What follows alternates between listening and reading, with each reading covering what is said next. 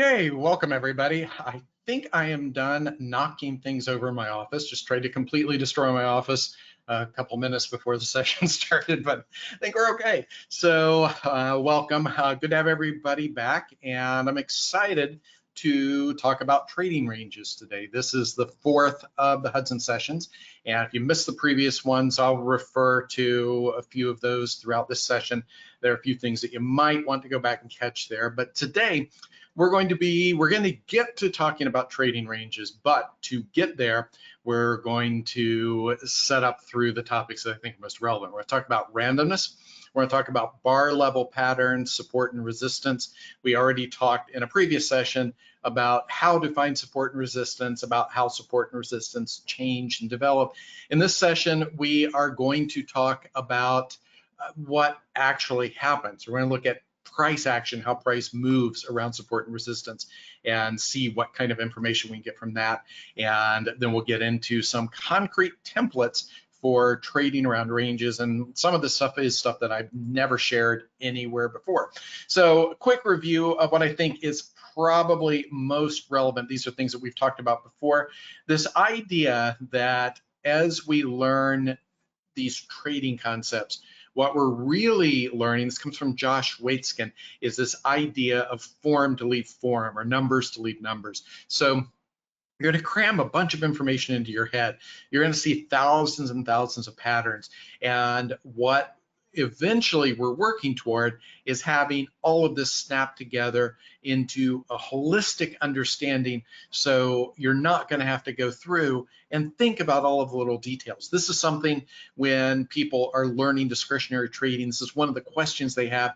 Am I always going to have to think about all of these little details? How am I ever going to trade like this?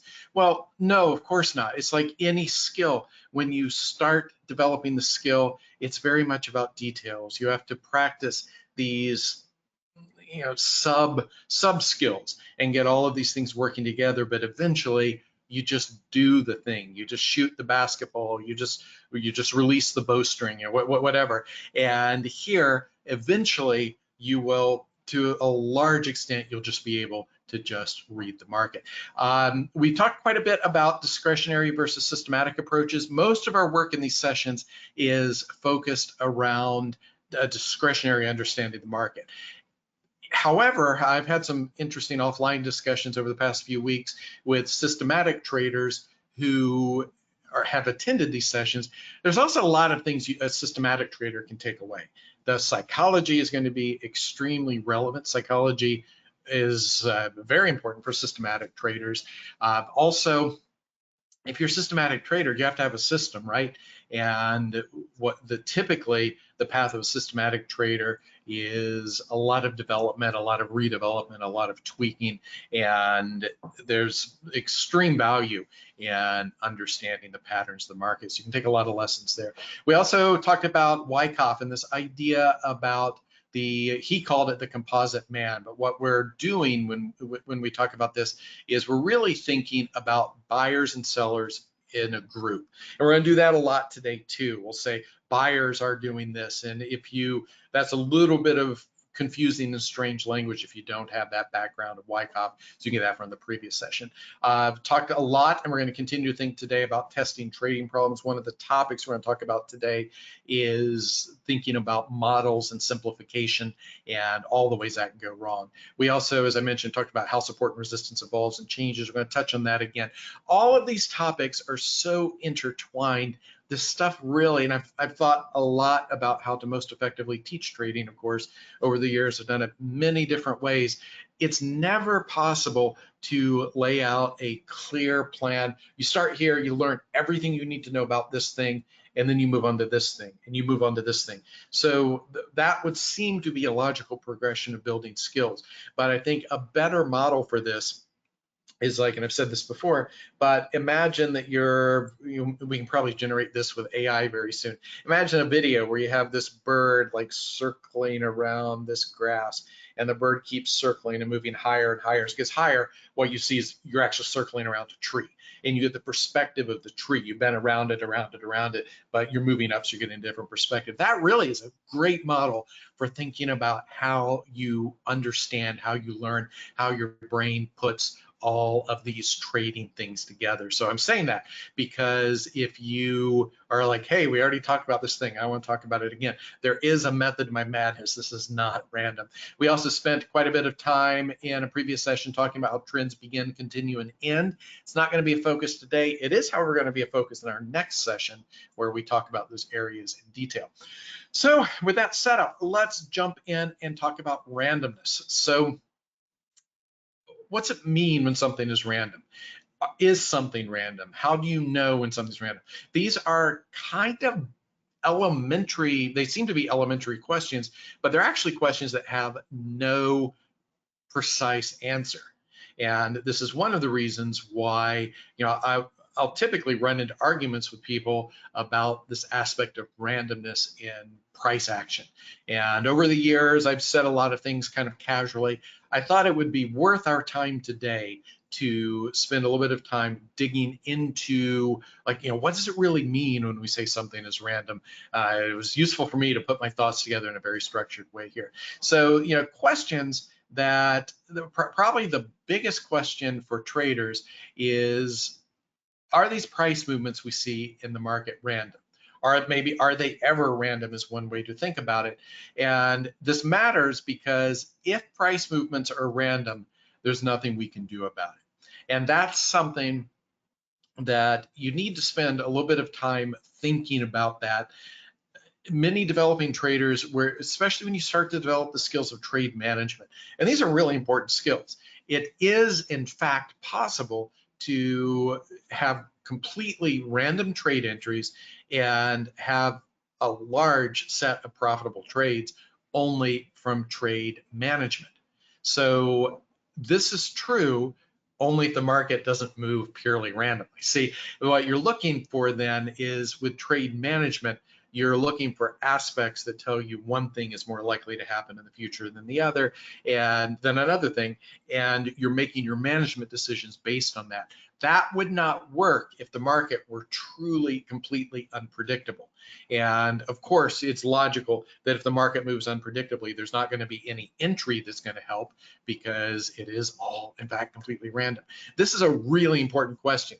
This is the kind of question that if you think deeply about it, you will probably find yourself staying awake at night worrying about this. It's something that you should worry about. And if markets are not fully random, which, by the way, just to get to the punchline up front, I believe that's the case, I have very strong evidence that's the case, then what can we do about the randomness and the noise that is in the market? So a little bit of history. Here are two kind of interesting perspectives that do demand some respect. Chrysippus, which you may have heard of, the old Greek philosopher, claimed that there was no chance, there was nothing random in the universe. In fact, he believed that if something, that the universe had such profound order that if a random event came into the universe, the whole universe would just disintegrate. True or not, I don't know. But even as recently as Laplace, we have an argument here, which I'll let you read the slide, that basically says there's nothing random. We just don't understand all of the causes. Where's this thinking come from? So if we go back far enough in history, we find that people generally were not thinking about randomness. The ancients in general, in all cultures, tended to think that things happened because the gods ordained them, or fate ordained, fate made things happen. It wasn't really that it was a random event. The Chinese seem to be, as far as my incomplete understanding of the history, I think the Chinese were probably the first culture to grapple with the idea that maybe there was significant unpredictableness in the universe. Greek philosophers played with it, with this idea, but didn't really, at least to my understanding, seem to figure it out. You have ideas like Democritus wrote quite famously about things seem random, but we just don't know the motivations. And his example was two masters sent two servants on an errand to kind of both go to the same place, and the servants met. They're like, oh, well, what a coincidence. Imagine finding you here. And they didn't know that obviously, there was some overarching plan there. Aristotle very clearly saw, he had these different categorizations of events, and his ideal was kind of a universe of order. And this was obviously some metaphysical ideas around that, but chance was the force that opposed order. I think, frankly, a lot of the creation myths around the world, this is many traditions saw their deities as some kind of force opposing primordial chaos. Very interesting that the idea that there was very early on, this idea that atomic units, this idea of atoms, comes from the Greeks, that atoms would bounce around randomly, and this could cause random outcomes at higher levels. The Romans held on to this idea, but once the Christian church kind of took over a large part of Western culture, randomness really fell out of favor. It was the kind of, if you were living in a world where God perfectly structured everything, you could find yourself on the wrong end of the church if you claim that things just happen by random, unpredictable chance. A lot of the thinking about, if you think about things that people have been doing for a long time, gambling's right up there near the top of the list. And it's very interesting, at least to me, that for all of the thought, all of the philosophizing about randomness, the Greeks missed the idea of counting outcomes in games of chance. And that's a little puzzling, because if you think about it, anybody who played those games, and there must have been people scamming those games, there must have been people running those games who did have some idea, but it did not make it into any kind of ordered thinking. It was really the Italians in the 1500s who started thinking about chance in connection with gambling. And much of the work over the past few hundred years around really understanding randomness centers around the ideas of games of chance, and trading, investing has been very closely connected with that. Leibniz probably is one of the first people we know of who really thought about, it's a significant problem to say if something is random. If I give you a string of numbers and I say, was this generated randomly, you can never know with certainty. I could say, here's a list of heads and tails. I'm flipping a perfectly balanced coin, so there's nothing wrong with the coin. And if I show you, here, I flipped 3 heads in a row. Is that random, or did I make that up? You really can't be sure. I could have flipped 3 heads in a row, but it's pretty obvious that if it's 5 heads in a row or 20, it starts to look strange. Does it? What if I say, here's a string of 20 heads I flipped with this coin, but you don't know that I sat in the corner and flipped that coin a million times. So then how likely are we to have that? So you see, there's a lot that we don't know, and people have wrestled with this and tried to figure it out. Bachelier is a name that you probably should know if you're into finance stuff. Everybody knows the Black-Scholes model for option prices, but really what they were doing is kind of repackaging some work that was done in the early 1900s. And this was specifically understanding random motion and random price motion in connection to options prices. And obviously there's tight connection with what Black-Scholes ended up doing. Quantum mechanics basically did, Einstein did not like quantum mechanics very much because it introduced a true element of randomness that was missing from the Newtonian world. And Mandelbrot, who we've also talked about, I think probably most famously in the past few decades, has written a lot about chaos and about random influences on prices. So with all of that as history, and if this topic interests you, and this is not really like a first order trading problem. You know, if you're in the process of learning to trade and you're trying to figure out your trade management, you're trying to figure out, you know, like exactly where you're going to get in and out of trade, how big are you going to size, all of these very important questions you have to answer. This is probably where your focus should be as you're going through this first wave of learning. But what I find, and what I found with myself and with many other traders, once you get through those first stages, and you have some answers, and you have some idea how good those answers are, some of this philosophy starts to be a little bit more interesting and a lot more engaging. So you might want to go back, and I've kind of left you some breadcrumbs here. You can go Google some of these things. You can find some of the original books and see what other people were saying, and some fascinating arguments arose. And all of this is to say, you know, I've spent quite a bit of time here already. When I tell you that market prices move randomly, and you might be inclined to argue with that, that's a very interesting argument that we could have for a long time. Some important problems here. You know, as I said, Einstein did not think there was any randomness at all. The one thing that you might want to dig into, if you really want to you know, warp and expand your brain at the same time, is to think, what's the probability of the sun rising tomorrow? This is actually a good thing to think about as a trader, because there are a lot of things that we take for granted. For instance, the idea that the market will open Monday. We just assume that, you know, barring a holiday, we just assume that this is going to happen, that we know this is going to happen. It happens all the time. The sun rises all the time. But there's some interesting math around this, and this sun rising problem that Laplace worked on is worth thinking about, because it helps us calibrate our assumptions around things that seem absolutely certain. So a couple other things to think about. There is certainly a modern and, to me, compelling philosophical argument that if you, how do I say this? So one of the schools of thought, of course, is this mini world, mini universe, an infinite number of universes, right?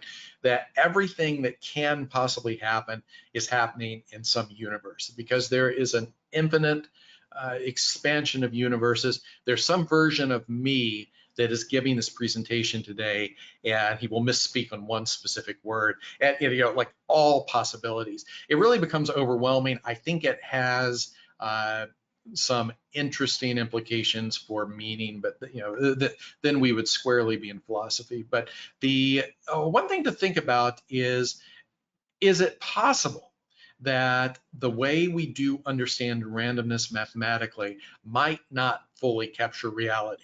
Karl Popper asked, if we're only going to do something one time, is it proper to think about it from a probabilistic standpoint? We tend to think yes today, and we use this framework of thinking in terms of expected value, which is, and see, all of this is what really underlies that. When I give you that formula for expected value, and we talk about expected value for trades, that's the pointy end of the spear. That's the part that actually touches application, but there's all of this other stuff behind it that does really demand a little bit of thought. So if I, as a professional trader, am going to do something thousands of times, then I'm going to execute this system over and over and over, then that expected value becomes relevant. But what if you had a situation where somebody was going to make only one investment in their life? Is this expected value framework the right one to think about? I don't have a better framework, to be perfectly honest. I would default in that situation to telling that person who's going to make one investment, you still should really think about it from the standpoint of expected value. And yeah, you know, there are probably some utility cutoffs that we can make where you might not want to work just strictly with expected value. But there is a compelling argument to be made that if you're looking at only one outcome or a very limited number of outcomes, this might not necessarily be the right framework to think about. There's also this fourth point here, I think, is very important. It certainly is possible. If I flip a coin, we're going to assume it's a random outcome. But if we really had a super computer, and we knew the motion of every single molecule of air, and we knew the precise motion of every muscle fiber, every bit of friction, every little tiny bit of oil or dirt on the coin. We could predict the outcome of that coin flip with 100% certainty if we knew all of the inputs. And this is what I'm calling a mind of God perspective. If you could step back from the universe and see and know everything, if you could look at the market, and if you could know the influence of every trader, you'd have to probably literally go back through every trader's entire life. And of course, it's an absolutely overwhelming, it's an impossible problem. But I think that a lot of the people who get stuck on the idea that nothing is random in the market, they're making the argument from this perspective, and they're not necessarily wrong. They're not right in a way that's useful, because of course you could never know that. And what I'm really going to care about here in about 3 minutes, we're going to start focusing very strongly on what we care about and what is practical. But again, I think it's useful to step back and think about the philosophy. There's also a thing or two to be said and thought about the fact that we think in a very cause and effect framework, and it's maybe not the fundamental, but certainly one of the fundamental tools we bring to any rational problem. Is our modern framework is, you think about something happens and it causes something else, and when something has happened, you want to go back and understand the causes that made that effect happen. That chain, that causal chain, is very, very important. Worth considering. And this maybe crosses over into psychology, of course, comes from Jung. That's not the only framework.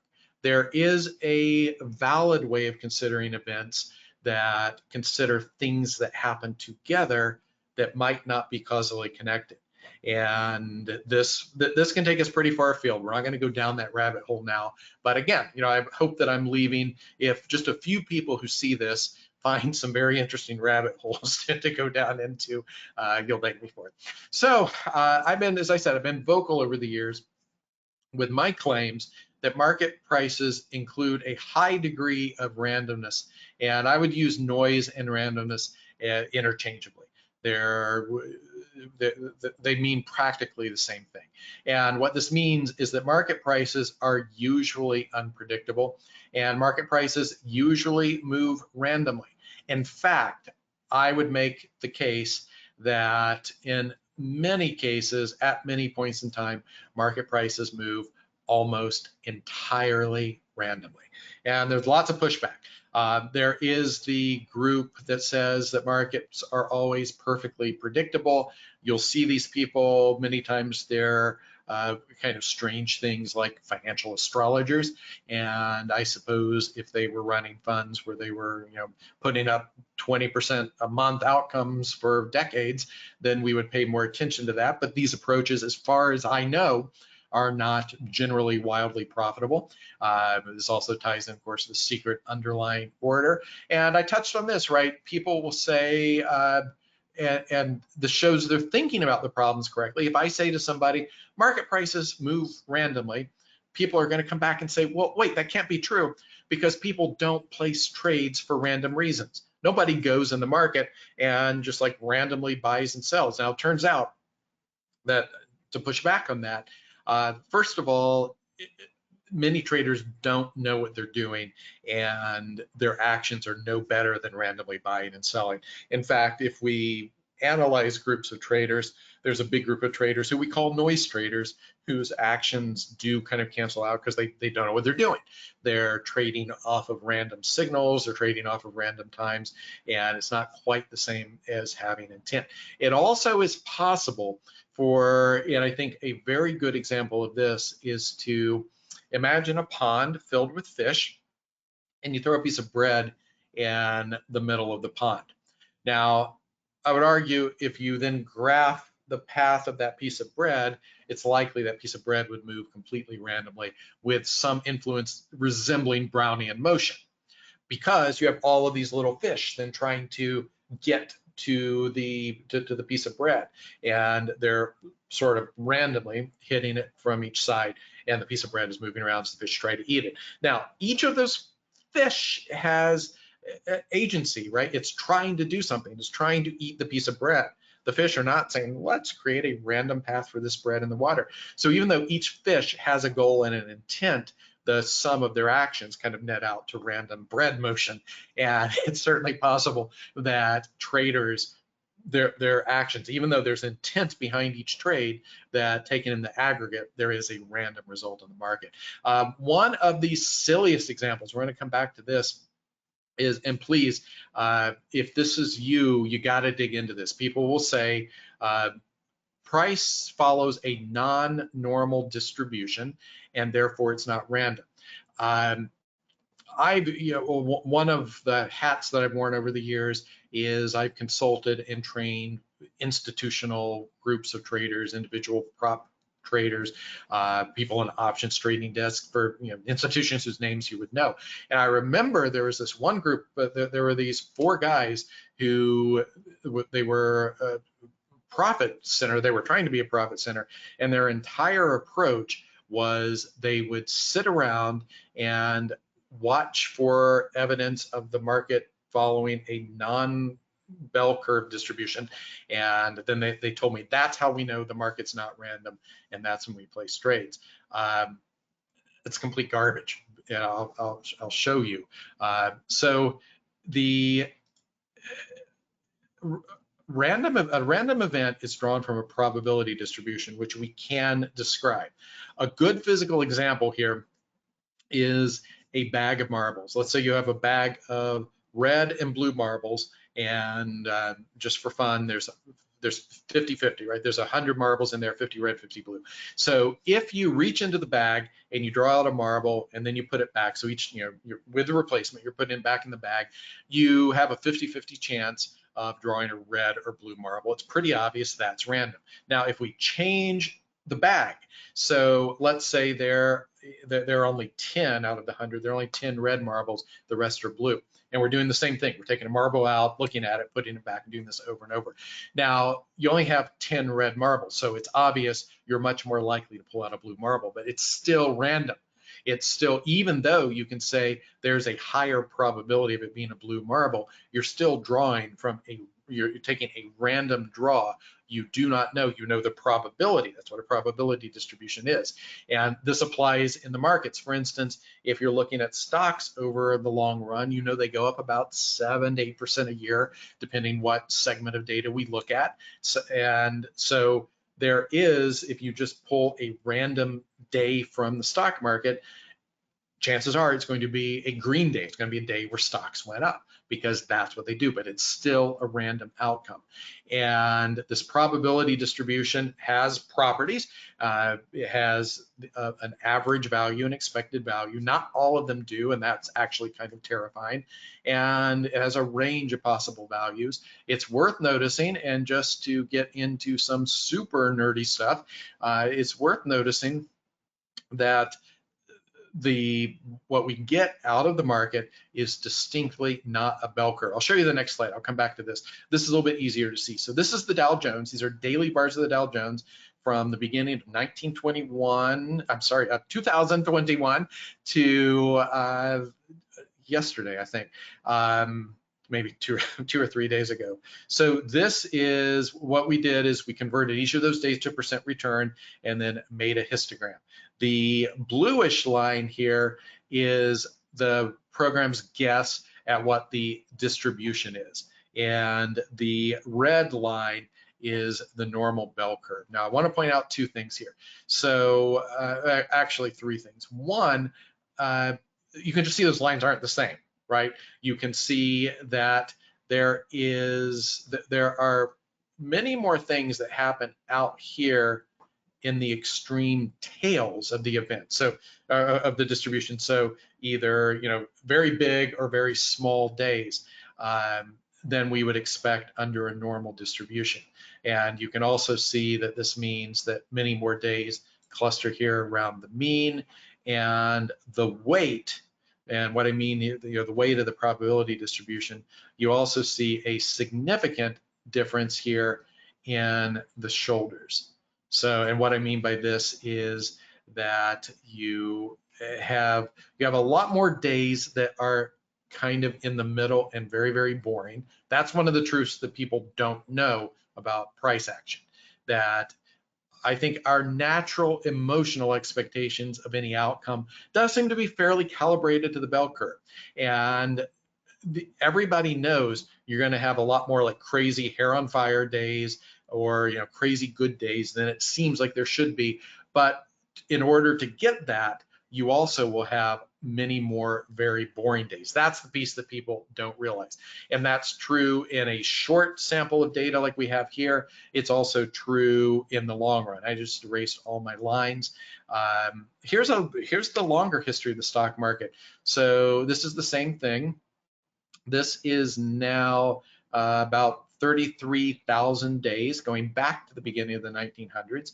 And you can see the same thing. You can see the realized distribution here. The kernel density estimation is the bluish line. A normal bell curve is here. And it's also, I would call your attention here, as long as we're kind of looking at this thing, this is the stock market, these are the smallest days. This output might not be super intuitive to read. The smallest day, meaning the biggest loss, this is a percent, was a 23.5% loss in the stock market. And there also was a 22, so that's kind of a big deal, right? And if you look at the best days here, there also were a handful of days where you made over 10% in a single day. And for those of you who understand skew, and you don't need to get into really the details here, but this is clearly not a bell curve. It's just the way it works. One other thing that I would point out here is the mean. So this is the average. This is what you would expect to get. This is the buy and hold return. And it's not a lot, but this is a single day, and it certainly adds up over time. Let's just check out those numbers here in the shorter data. So remember, we make about 7 or 8% a year in stocks, and in this small set of data, we had a number of days where you lost more than 3% in a day, and a number of days where you made almost 3%. So it's kind of a normal thing for the stock market to make or lose half of what you'll make in a year in a single day. That should give you respect for volatility. If you're a long-term investor in stocks, it's you're going to have really, really good days, and you're going to have days where you lose your entire year, or maybe even multiple years in a single day, and it's all part of the ride. You got to be around for the ride. I also thought it'd be interesting as I was doing this. This is the intraday S&P from 2021. So this is 50,000 price bars. I took the day session only, and you can see it looks not that different. And by look, I mean quantitatively, from this longer data. It's still pretty clearly not a bell curve. So one of the things I want you to take away from this, if you're not that into the kind of geeky number stuff, which obviously I kind of am, but if you're not, every now and then you're going to hear people say things like, this thing that just happened in the market should only happen once in every 100,000 years. So that is true if and only if the market follows a bell curve. If you have a bell curve, then we have these assumptions like 99.7% of all events occur within 3 standard deviations of the mean, and the probability of something being 5 or 6 standard deviations of the mean is essentially 0. In fact, if you find under a bell curve something that's a 6 sigma event, you've either looked at a boatload of data or something's wrong. And the problem, though, is that that's not the right distribution for looking at stock prices. And I know some of you here come from institutional backgrounds, and you use risk management frameworks that in many cases still depend on the normal distribution. When I say normal distribution, it's the same thing as the bell curve Gaussian distribution. It's the same thing. The reason you use that math is because it's well understood and it's easy. It's relatively easy, and because the true answers are absolutely terrifying. The Mandelbrot gives the example of, for a bell curve, imagine that you're standing in front of a wall blindfolded and somebody gives you darts and you kind of swing and you throw like, hundreds or thousands of darts. Most of those darts are going to end up in front of you. This is a great illustration. There will be some out to the side, but there aren't going to be many like really far away. And what's the possibility? Let's assume it's the proverbial infinite wall that stretches to infinity in both directions. If you're throwing darts, there's no dart that hits 2 miles out there because you can't throw that far. They're all clustered in front of you, and if we graph the distribution of the number of darts that hit in different spots, it probably follows a bell curve. And then his example was an archer, but I think a better example actually is a laser pointer, or a laser gun. Imagine that you're standing in front of that wall, and now you have a laser gun, and you're blindfolded. Before you take your shot, you swing wildly, and then you take your shot, and then we graph where these are. Now, I can imagine that, I haven't actually done the math on this, but imagine that you have that laser pointer, and that laser beam is going to go on to infinity, right? And what if you're almost parallel to that wall? And I mean like really almost parallel. What if your degree of not being parallel is like an electron's width or something? So I can imagine there is some outcome where that laser pointer hits that wall several light years away, right? And this is these kinds of distributions. The Cauchy distribution is, I don't have that word on the slides, that's okay. These are distributions that are so crazy, they don't actually have a defined mean because of the extreme number of essentially infinite tail events. And these are the distributions. Can the stock market go to infinity? No. Okay, so there is a bound there, but those distributions probably more accurately model prices. And here's another rabbit hole, I'll keep using that word today.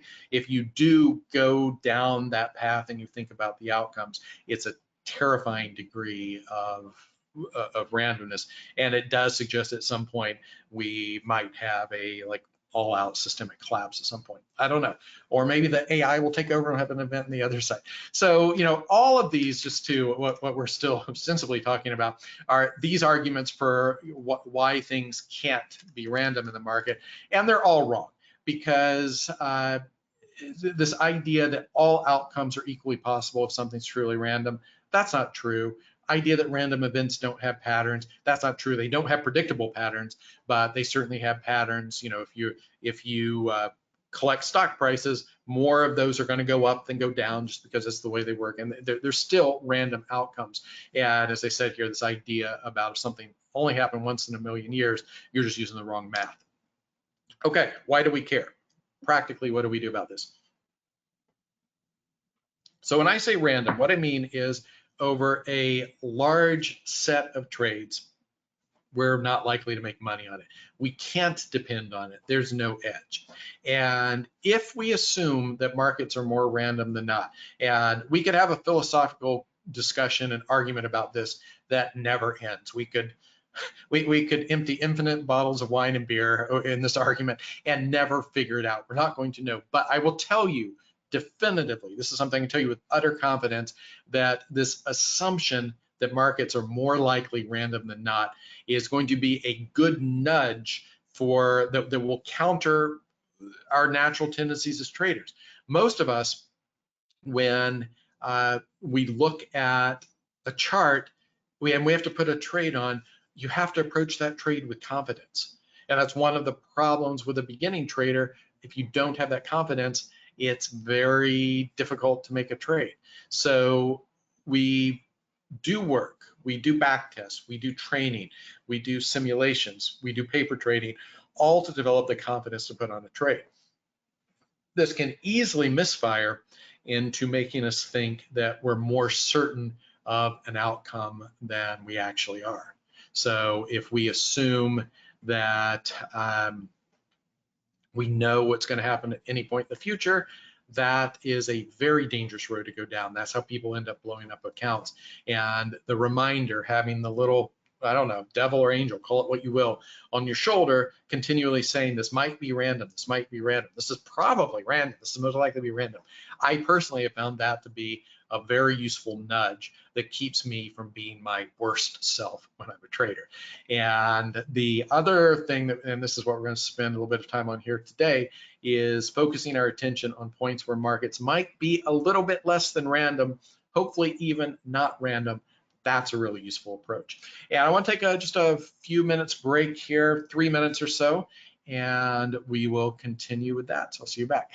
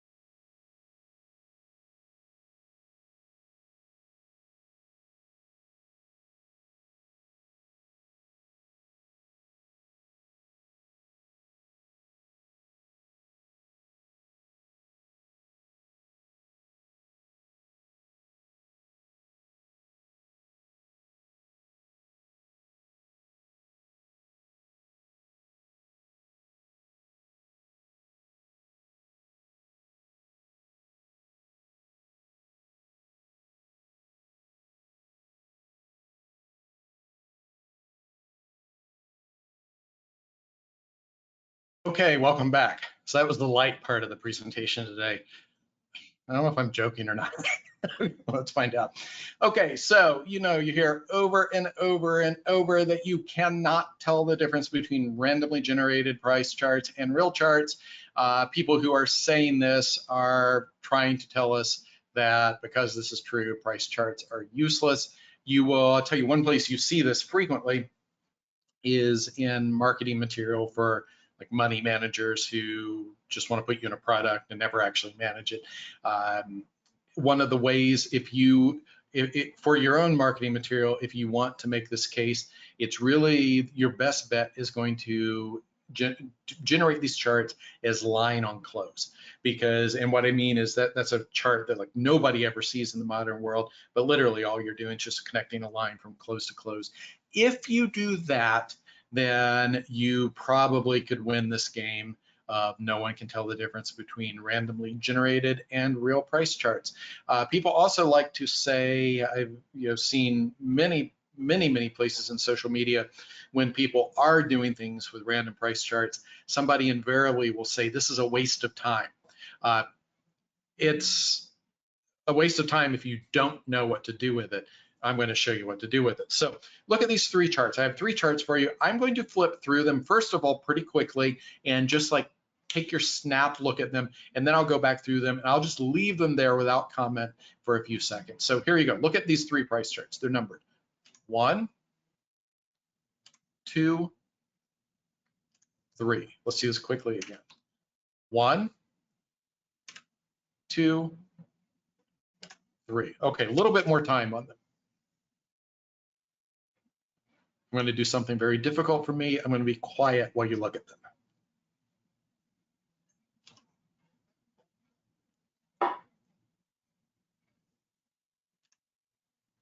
Which one of those is the fake?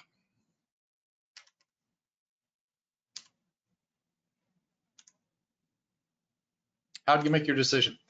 So the point here, and we're going to look at a lot more of these, the point is that this is a strategy that I found very useful. This is a game I played with myself over the years to train discrimination. Let's talk a little bit about that, because it's a dirty word in modern society, right? But actually being able to discriminate, being able to tell the difference between 2 things is the essence of many disciplines. For instance, when babies are born, and I don't know for a fact this is true, but I think it is, apparently babies are born and they're able to understand all, their brains are able to respond to and to process all of the different language sounds that all the people around the world use. And what happens is that each culture, each language only uses a subset of those sounds. So if a baby is not exposed to sounds, its brain pretty much figures out, okay, these aren't going to be useful, and then the brain loses the ability to discriminate between those sounds.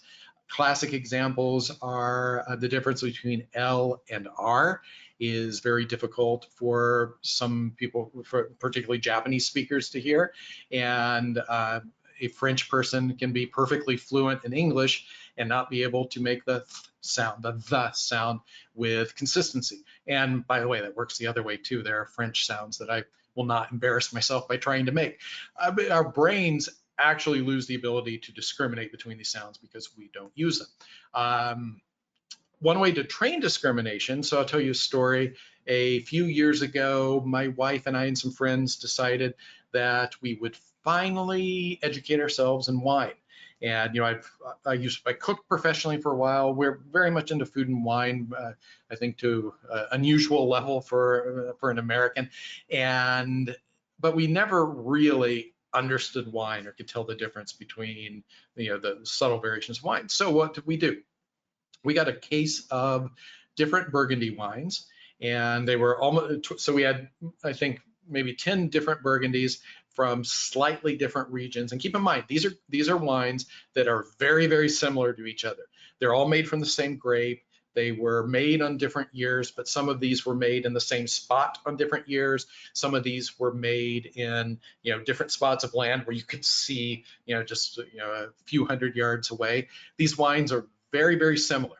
And we poured very small pours of all of these, diligently filled in all of these tasting sheets and thought deeply about each of these wines. And we got to the end of the first day, and I said, holy shit, I think we just wasted a lot of money because these all taste exactly the same to me. And we did that several times, and all my brain could process was, you're tasting light red wine, fruity, I really couldn't tell the difference. And I had just about given up, and I sat down, and we even had some Syrah wine. For those of you who know wine, it's another red wine that's quite a bit different, but yeah, still my brain was saying these things are much more alike than they are separate. And so in defeat, I sat down. I think I was watching The Walking Dead, and I had a glass of a Rhone wine, a Syrah wine, and a glass of Burgundy, and I drank them. And all of a sudden, my brain said, "These are totally different. These are incredibly different." And then we went back and tasted the Burgundy wines again, and I started to see, oh, these are actually very, very different. And we were soon able to tell the difference between wine that was grown, different parts of a hill, whether the year was dry, whether it was exceptionally sunny or rained, or So what happened was, in looking at these things that, and I promise this is relevant to markets, in looking at these things that to us initially looked exactly the same, the brain could tell no difference at all. Just being exposed to the data, to the experience over and over and over, what the brain started to see is, here's what's different. And that truly is the essence of this task of learning to read market action, is understanding, looking at a lot of different things and understanding what is different. So that's what I want to challenge you to do now. We're going to look at a boatload of charts. I didn't tell you when you came to this presentation that you're going to be working hard today. We're going to be looking at a lot of charts, and some of this I give you a few moments of silence to look at these things. And I struggled with how to put this into this presentation. Took me a long time to figure it out, because this is very, very subtle, and some of you are going to look at this and say, he's making stuff up. I don't see it. And those two things aren't necessarily true, right? Just gently point that out. There might be something there for you to see that you're not seeing right away, and you will have access to these slides. Spend some time with them. I think if you spend, it might take you a few days. You might have to put in even a few hours over the space of several days. I think you will have some aha moments, and you'll start to see some of this stuff. And I hope this can provoke. That's the way I think about this, like, the little grain of sand in an oyster that provokes a pearl. I think that, hope for some of you that this can provoke you to do your own work and to grow your own market analysis practice. Now, if you feel resistance to this, and if over the next few minutes you think we're wasting time, it's due to one of several things. It could be my inability to really say what I'm trying to say or to teach these concepts. It could be that the concepts are unteachable. They can't be transmitted in this form. It could also be your preconception, so be careful of that. How I created these charts, this is important. So if you just go through and generate random charts, what does that mean? Think about that. If I put you in a room and say, okay, generate some random price charts for me, what are you going to do? Well, you're going to, first of all, figure out if they go up or down, right? And you can figure out how to generate that. But then there's the question of how much up or down. Because if each day is just like the same size step, that's not going to look very real, right? And let's use that standard. It's obviously a casual standard, but right away, if you give me a price chart that always ticks in $1 increments, I'm going to know it's not the real price chart. And then there's an even more complicated question, right? If I'm asking you to generate price bars, so you got to generate not only the close of the bar, but the open and the high and the low. That gets a lot more complicated. So how do you do that? Well, one of the ways to make the most convincing fakes, and that's what I'm driving for here, is to take actual price data and then you convert it into a chain. So what I mean by that is, rather than having, for today's price, you have numbers, right? You have the open, high, low, close of the bar. Rather than having those as numbers, let's make them percent changes from the previous day's close. There are other ways we could do it, but what we're actually communicating for each price bar is that percent change from each close. So if we look at today's high, the percent from yesterday's close, the low, percent from yesterday's close. Again, there are other ways to do this, but given that information, that percent change information, it's trivial for you to reproduce the price chart. All you got to do is put in the first price, and then everything else fills out and you generate the bars. So then what we can do is scramble those bars. I think it's very useful to think about these things in a physical analog. So imagine that you have these price bars that are somehow put into a big paper bag, and each one's going to tell you, remember, you're referring, it like snaps in with a puzzle to the previous day's close. That's the way to think about it. And what you're going to do is close your eyes, reach into the bag and pull out a price bar, put it on the table, pull out another bar. So what you're doing is you're still pulling out the real price bars, but they're completely scrambled. And we could do that with or without replacement there. We could even, if you want to continue to play with this, I did not do this, but one thing you could do is you could randomly flip the signs. Do you see what I mean? So my procedure, what I've done is we're always going to start at the same price and we'll have the same endpoint. So we'll have the same degree of baseline drift, which is a word that I use a lot, and we'll have a lot of the same attributes. But if you were to also randomly flip the signs, you got to figure out what that looks like. You know, is that a 50-50 flip or not? You would then completely destroy the underlying trend. I did not do that. So this scrambles the price bars, breaks any relationships, and it preserves the distributions, you know, that the shape of the curve I'm showing you. Let's look at some data. So here is, I'm going to be quiet for a moment. I think I have 5 panels here. This is the S&P going back to 2019. I'm going to turn off the webcam for this because you don't need to see me.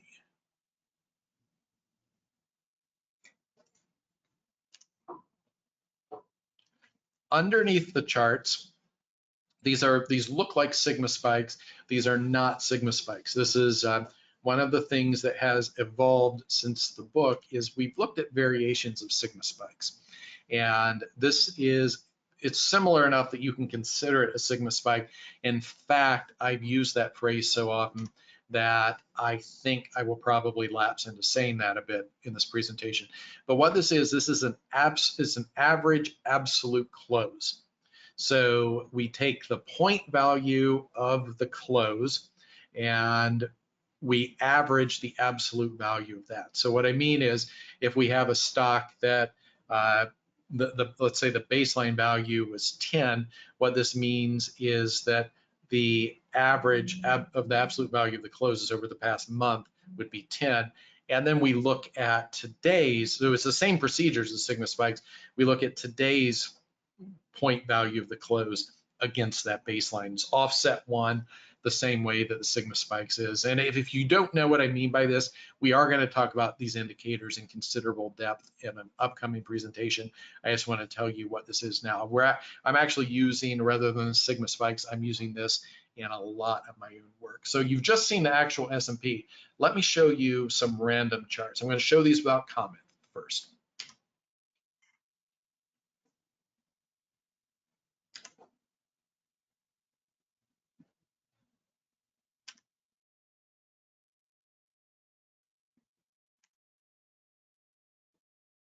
Now, what do you notice? Okay, a few things that I noticed. First of all, this one's pretty good. So this is random. This does include the COVID era data. We'll talk a little bit more about that. What do you see on this chart that would tell you it's probably not real? I think one thing that jumps out is you have these kind of random giant bars. Well, they're not kind of random, are they? you have these giant bars that are sprinkled randomly throughout the data set. Let's look at another panel. So same thing here, right? I'm going to go back to the real data just for comparison. And yes, you know, this is not, you're correct. If you're mathematically minded, you're realizing that I'm using several very sloppy logical procedures here, but please give me that latitude because it's the best way to teach the concept. So if you look here, you do have some big bars, right? But you like look right here. You have some small bars. These small bars kind of cluster together, and then look what happens here. The bars are a little bit bigger, right? Look here. You have a kind of giant bar there. It's followed by some pretty big bars, right? That sort of seems to be what happens in the market. Here's the COVID crash. Look here. So you have a lot of big bars that tend to be kind of clustered here. But if we look at the random data, now because it's random, anything will happen. But what we do see a lot with the random data is stuff like this. This is one of the ways you could tell the difference. So you have these little bars, and then you have a boom, gigantic bar, and then you go right back to little bars. That's not, look here, same thing here. Little bars, big bar, little bars. It is not that that never happens in the market. It does, but it happens a lot more often in this random data than it does in reality. Here's another way to look at it. So I'm not going to tell you what is what here. What I have done here is just taken 2 random panels and 1 panel of real S&P data, and I'm only showing you the average absolute close spikes. We call them AX spikes, but I won't use that very much. What I want to point out here, and the real guys on the bottom, okay? This is the real data. A few things. So first of all, look at the range of the axis. This goes to 6. This goes to 14. And this particular run goes to 13. So think about how this is generated. Each of these is an evaluation of the bar against recent data. If the market is extremely volatile, then you can have these giant, if we're in a period of extreme volatility over the last 20 days and we have a big move, that big move is going to appear relatively small. So I don't know, for a fact, but here, this is early 2020, and I guarantee you that some of these 5s and 4s here probably are 14s if you sprinkled them in other parts of the data. Do you understand what I mean? If you just like randomly drop them anywhere, it's the same thing. Let's just, for those of you who are more chart oriented, look at this. So these are some pretty big bars. These are ridiculously big, but they're all kind of clustered together, so they don't feel that big. And I don't use that word casually. They don't feel that big because the underlying volatility is so high. But if you go here, then, well, here's a good example right here. So you have this giant bar that comes out of this period of very low volatility. Now, you will have giant bars that come out of periods of low volatility in the market, but it's not that extreme. So that's one thing, is that the real data is, the effect of these big bars is somewhat muted. The other thing is that there is in both of these, look what is preserved here. If we want to notice what's different, we also need to notice what's the same. Is this symmetrical? It's not, right? There are more downside shocks than upside shocks in the market. So this is one thing. Look, folks, this is not just math, okay? I know I'm talking about a lot of numbers here, but this has a practical implication for trading.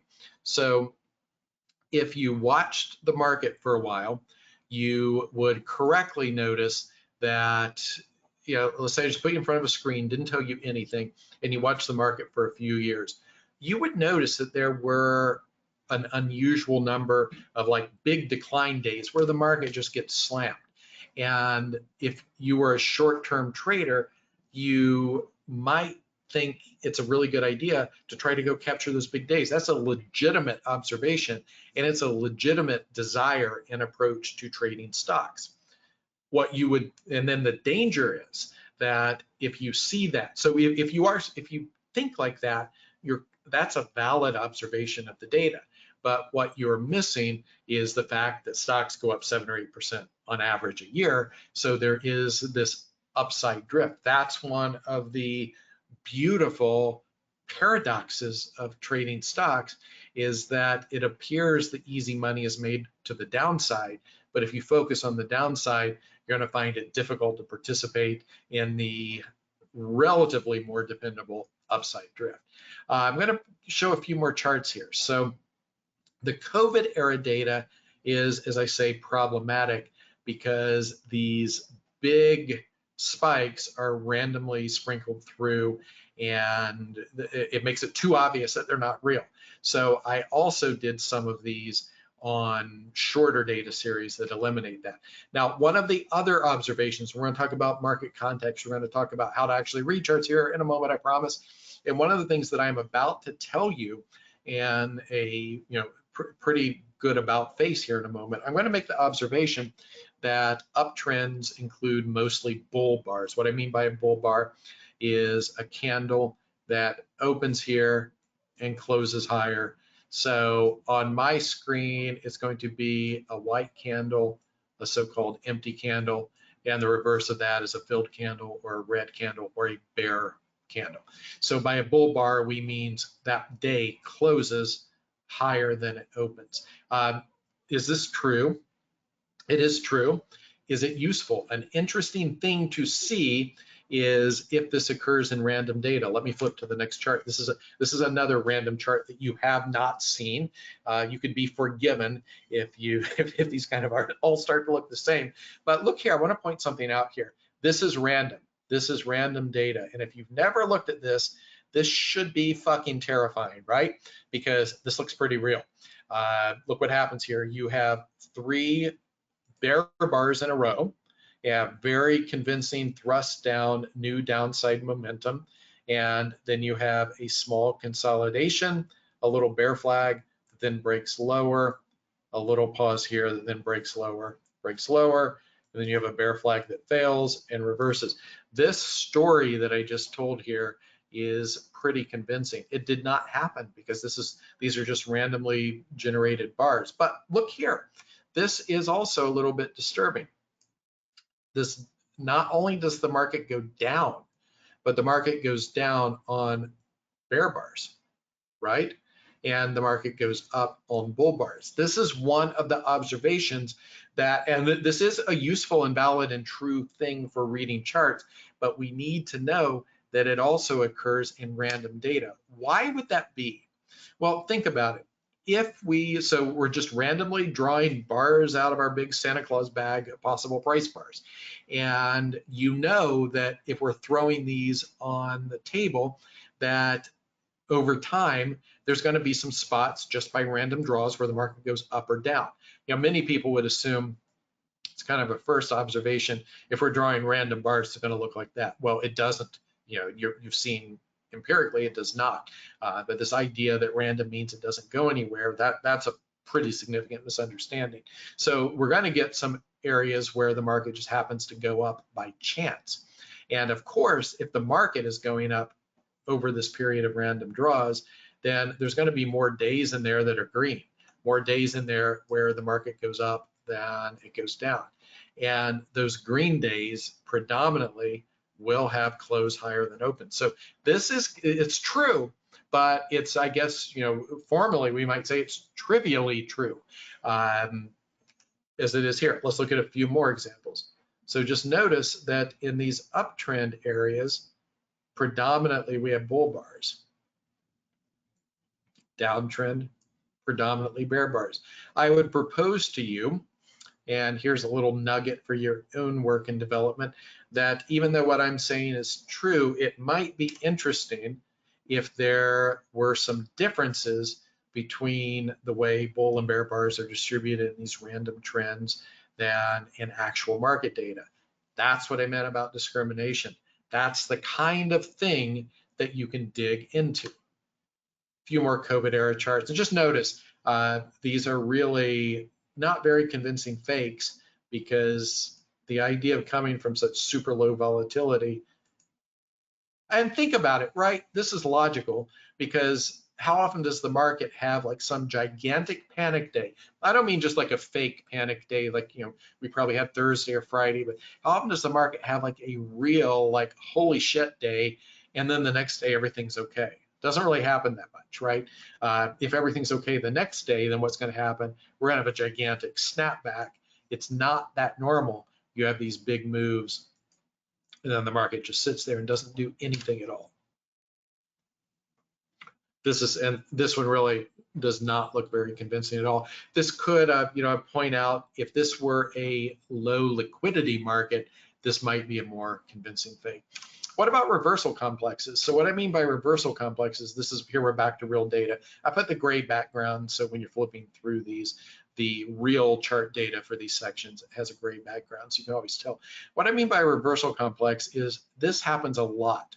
Or, well, okay, hold on. This seems to happen a lot, right? Let's say that, where you have a down bar that is then reversed, and you have upside follow through. Let's be quite strict about this on this particular chart, and let's just mark all of these examples. So I would call this to be a potential reversal because there's a big tail. Nothing really happening here. This is a big reversal complex area. Nothing happening up top. Maybe this. Maybe this. I don't really see anything here. I know you can't see my mouse. Here, these three bars, a little bit, right? And so this is what I'm doing here with a little bit.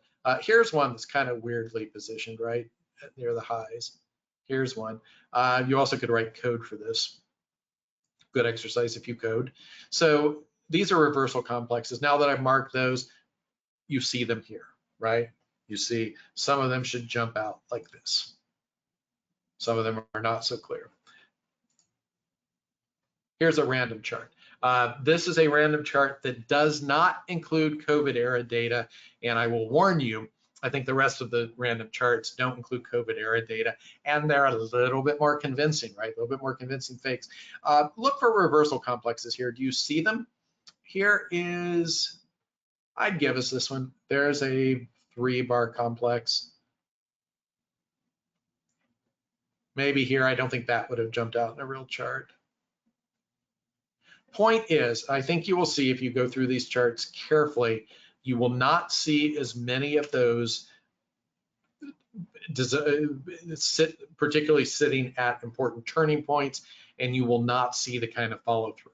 So that is an element. We're coming up with a number. I'll just page through these without talking about all these charts because I wanted you to have them mostly when you go through the slides afterward yourself. Most of these elements of real data do show up very similarly in the random data. It's interesting and important, perhaps critically important, to find the ones that don't. You should do an investigation if you're a believer in support and resistance levels. I would spend some time looking at support and resistance levels on these random charts. This is a random chart that probably should give you nightmares. You know, it's not all there is to it, but you know, if your assumption is that price charts look just like random charts and you can't tell the difference, I probably would be convinced by this one, just to be frank. I also should point out that these are truly randomly generated. I could very well have pushed the button, right, on random, and picked the ones that looked the most random or the least random. I didn't do that. These are the first, that there's no file drawer problem here, but there's some really scary stuff in this chart. If you look at this uptrend, mostly bull bodies, even a nice little pullback with the kind of classic, you know, single bar complex pullback hidden in there. A lot of potential topping action here. So a lot of things to look at. This bar out of the pullback. You know, if you're generating random things, this is kind of the idea about the, you know, if you have the immortal monkey, if you have a room full of immortal monkeys banging away on typewriters, one of them is eventually going to type the complete works of Shakespeare with no errors. And so, you know, you generate enough random things, you're going to see some. You'll see some things. So pulling you know, we did observe that pulling the COVID data out makes much better fakes. What does it do to volatility? And I apologize because I'm about to page back through, actually, let's do that first, through about 30 charts.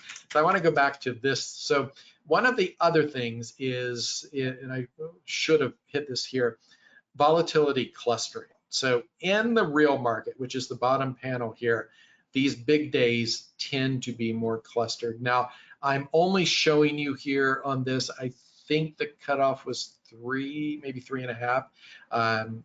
So you certainly will have the occasional random big day, but this is very common where you have pairs back to back or separated by a few days.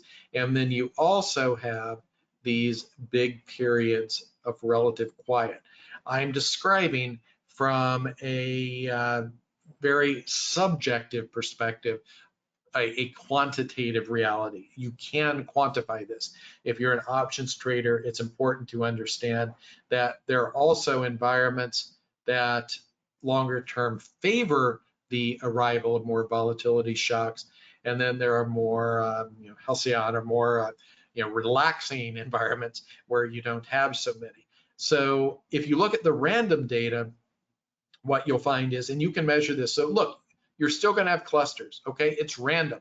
So I'm not going to tell you that it would be a mistake if you thought that random volatility things would appear like perfectly distributed. That's not random. If you see that, somebody probably made that up. So just as a function of these random outcomes, you are going to have some clusters, but you will have fewer clusters, and you will have fewer large clusters over a large, there's a large cluster in a real set. You will have some large clusters in the random data, but this aspect of volatility clustering, I keep saying cluster, this is a very important aspect of market behavior. And it's interesting to look at the same thing here in the better behaved data. So this is the bottom panel again is real, and the upper two are fake.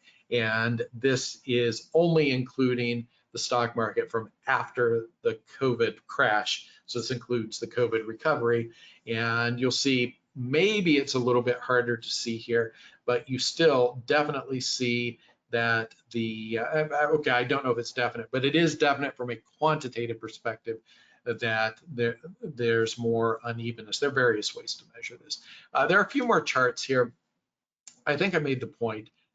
We won't spend much more time here, but I would encourage you, one of the most useful things that you can do with this presentation, I think, is to spend some significant time with these charts. Why I put so many in here? I didn't just want to generate a ton of random data and screenshot it because it's not the most fun I've had. So what do I take away from this personally? My lessons may be different than yours. First of all, this is terrifyingly subtle. You have to give yourself permission when you do this work to make things up. Now, with the idea, if you trade on things that you made up, it's probably not going to be a good outcome. But at least in the initial stages of this learning, I think you need to be a little bit, one of the ways that I tell people is to look with soft eyes. So you're not looking at the details of the thing. You're not getting a magnifying glass. You're not looking for a razor edge. You're kind of stepping back. You might even, if you're looking at a chart, sometimes you might even defocus your eyes so it literally fuzzes. I think I mentioned the trick of like putting it on a wall across the room. Sometimes is a way to think about it. You will eventually want to nail some of the stuff down. At the beginning, we really can't be too sure about how much we're making the question match the answer, which is kind of backwards. It's what the danger of system development. People say curve fitting. It's usually not actually what they mean. That word's far overused in trading, but there's some aspect of that that is legitimate learning. And at the beginning, if you're doing this right, you're not really going to be able to always tell the difference. Many of the things that we do think are significant in price action show up in the random data series. Doesn't mean we can't use those things. It doesn't mean they aren't real. It doesn't mean they aren't valid, but it should cause us to ask some really hard questions.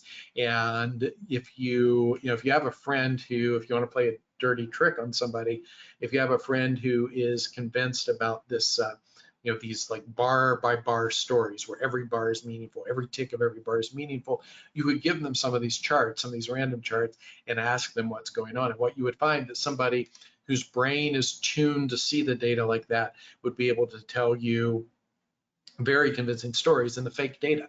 And they probably would not be able to tell better stories with the real data. So it's something to be suspicious of. I'm raising questions here more than giving answers. What is different between these? And this is still in the category of my answers. So the clearest difference is behavior of volatility. And this finds its way into academic modeling and a family of models called ARCH or GARCH or EGARCH models, generalized autoregressive conditional heteroscedasticity. That's what that means is that this is a set of models for generating random prices, for understanding, and that's useful to understand how prices move. It's used in some options pricing models. What it does is assumes random price movement, but it generates the volatility based on the recent volatility. So you're generating this random price series, and you assume that like these random shocks come in, which are news arriving in the market. Once those shocks happen, what's going to happen is that the volatility will continue to be high and then will decay. It's not terribly difficult to model mathematically, and people do understand that this is an actual behavior of how models. It's an actual behavior. It's an actual aspect of price behavior, and it's something that traders need to be cued into. And in fact, we are. A lot of discretionary approaches, even if a trader never really thought about modeling volatility or modeling volatility decay, they're aware of this aspect if they're trading successfully. One of the other things that is different is the ends of trends. You'll see patterns. I've just listed a few here. I'm not going to tell you, you're never going to see 3 pushes in the random data. You're going to see sometimes these pushes and overshoots and double tops and things. It will show up in the random data, but not with the same degree of reliability. And there are some subtle differences, the locations of tails, reversal complexes, and follow throughs. I think that's a good point for me to take a little bit of a breath, and we'll pause here for a few moments. I'll see you back in about 5 minutes, and we will continue. The rest of the presentation, I'll tell you, is much less theoretical, much more practical. We'll talk about how to actually trade some of the stuff. See you back in 5 minutes.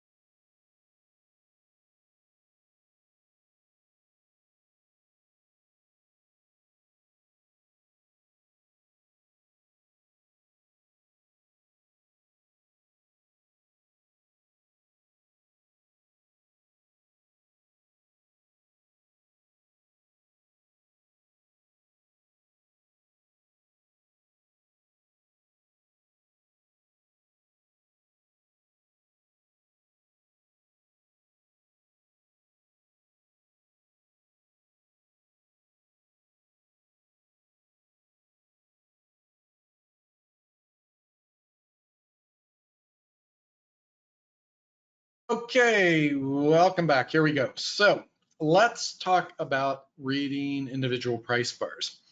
Single bar patterns are not that important. And one of my relatively early ventures in trading was once I started to figure out how to do some statistics, I had read all of these books on candlestick patterns and the expected outcomes of these 1, 2, and sometimes 3 bar patterns.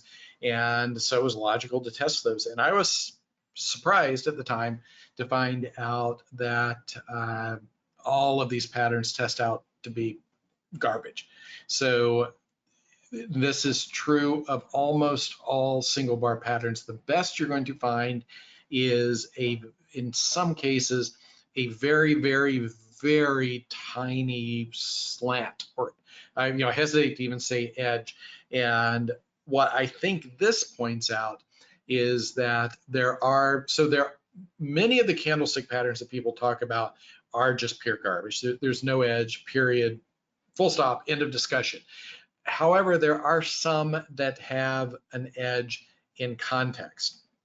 And what you will see if you just go and kind of test the, every possible occurrence of the pattern, you'll find a slight edge because what you're seeing is an echo of those that work when they're in context, but then that's statistically tamped down by the mass of the data that's just full of noise. So context is important. Context can make patterns powerful, but context is also a pattern. Everybody kind of casually throws around, oh, you got to put it in context, but then that is poorly defined. It's one of our jobs here today is to really nail down context. This is, I think, one of the big glaring mistakes in the way price action is talked about and taught and trading is taught. Do be aware when we focus on individual bars, everything is a trade-off. If we're looking at an individual bar, so it's kind of the opposite of what I said with looking with soft eyes. If you look with very detailed eyes, you're going to get more information. However, with that more information is going to come more false signals. And if you really get down to where you're focusing on individual price bars, what this actually is, I think most people don't realize this, but this is, I would say, a lower time frame leaning approach. I've never heard anybody say that. I've never said that before this presentation. So that's something new, this idea that if you're really focusing on the details of every price bar, you are engaging with the lower time frame, or you're drawing inferences of what must be happening on that lower time frame to execute your trades. So that's not a bad thing. You're not breaking any rule if it's working for you, but what that might tell me is if you're doing that, there could potentially, not necessarily, but there could be some value in looking explicitly at the lower time frame also. Something to consider. Remember, in all of this, what we're striving to do is to work from, first of all, we want to see everything, and then we want to quantify it. We want to start to categorize and quantify and understand the differences between things, with the idea that eventually we'll be able to work toward an intuitive flow of reading the market. So as I said, context is key. It empowers these smaller patterns, but context is also made of these smaller patterns. This is why people don't talk about context, I think, because it's very easy for me to be dismissive and say, oh, you just got to put it in context. First of all, if I am teaching you something that doesn't work, let's say I have my super magic candlestick pattern, and I'll show you all these examples of charts when it works, and then you go and you try to trade it, and you discover that because the pattern is statistical garbage, it does not work for you. And then you come to me and you say, hey, this thing doesn't work. Well, that's the observation I would make. It doesn't work for you. It's true, it doesn't work. It doesn't work for you either. But then one of the ways to deflect, and this is what's been done very effectively in a lot of marketing over the years, is to say you just got to put it in context and end the discussion there.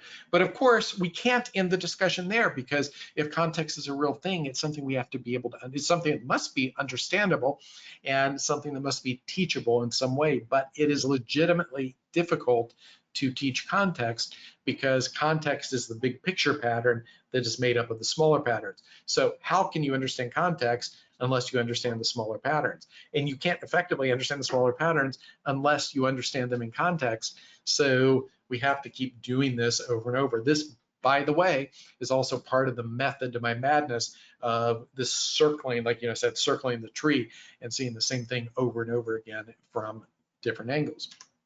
So specific thoughts on context. Well, if we look at a chart and we want to think about context, here are some of the questions I would ask. In the past, up to the right side of the chart, right, because we always trade at the right side of the chart, has this market been trending or ranging? Is it currently trending or ranging?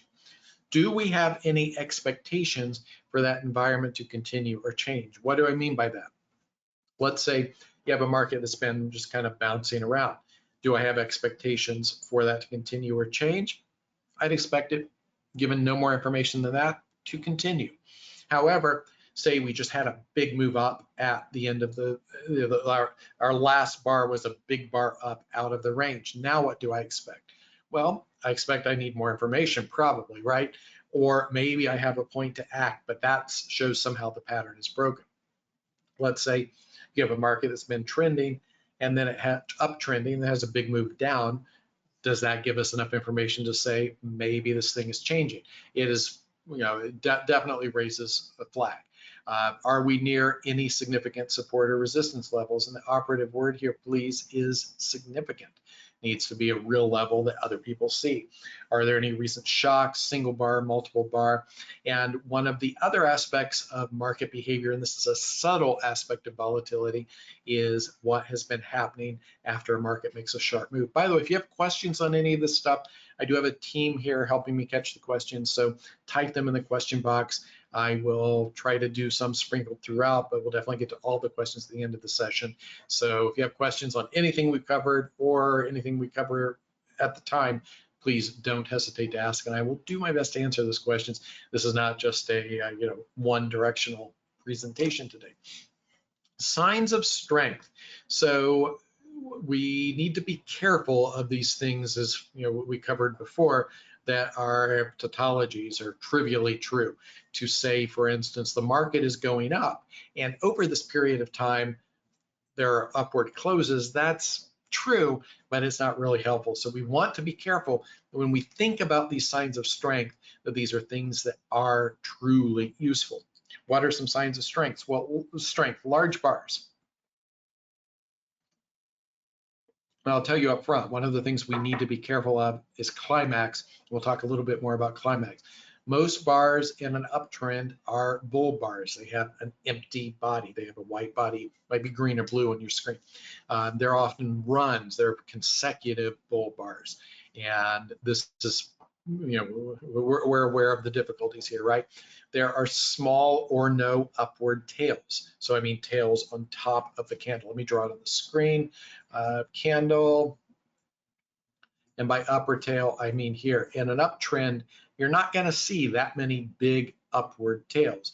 You, however, might have relatively large tails to the downside. This is the kind of bar you would expect to see, candle you'd expect to see in an uptrend, and you would not expect to see very often. Might happen, but you wouldn't expect to see something like that in a trend that then continues. This is something you can look at in those random charts when you go back through those. Progression of higher closes, that's not so useful, right? Because we said it's going up. Progression of higher highs, higher lows, all of these things do kind of sit in this edge of being true by definition. One of the really interesting things to think about is reduced overlap.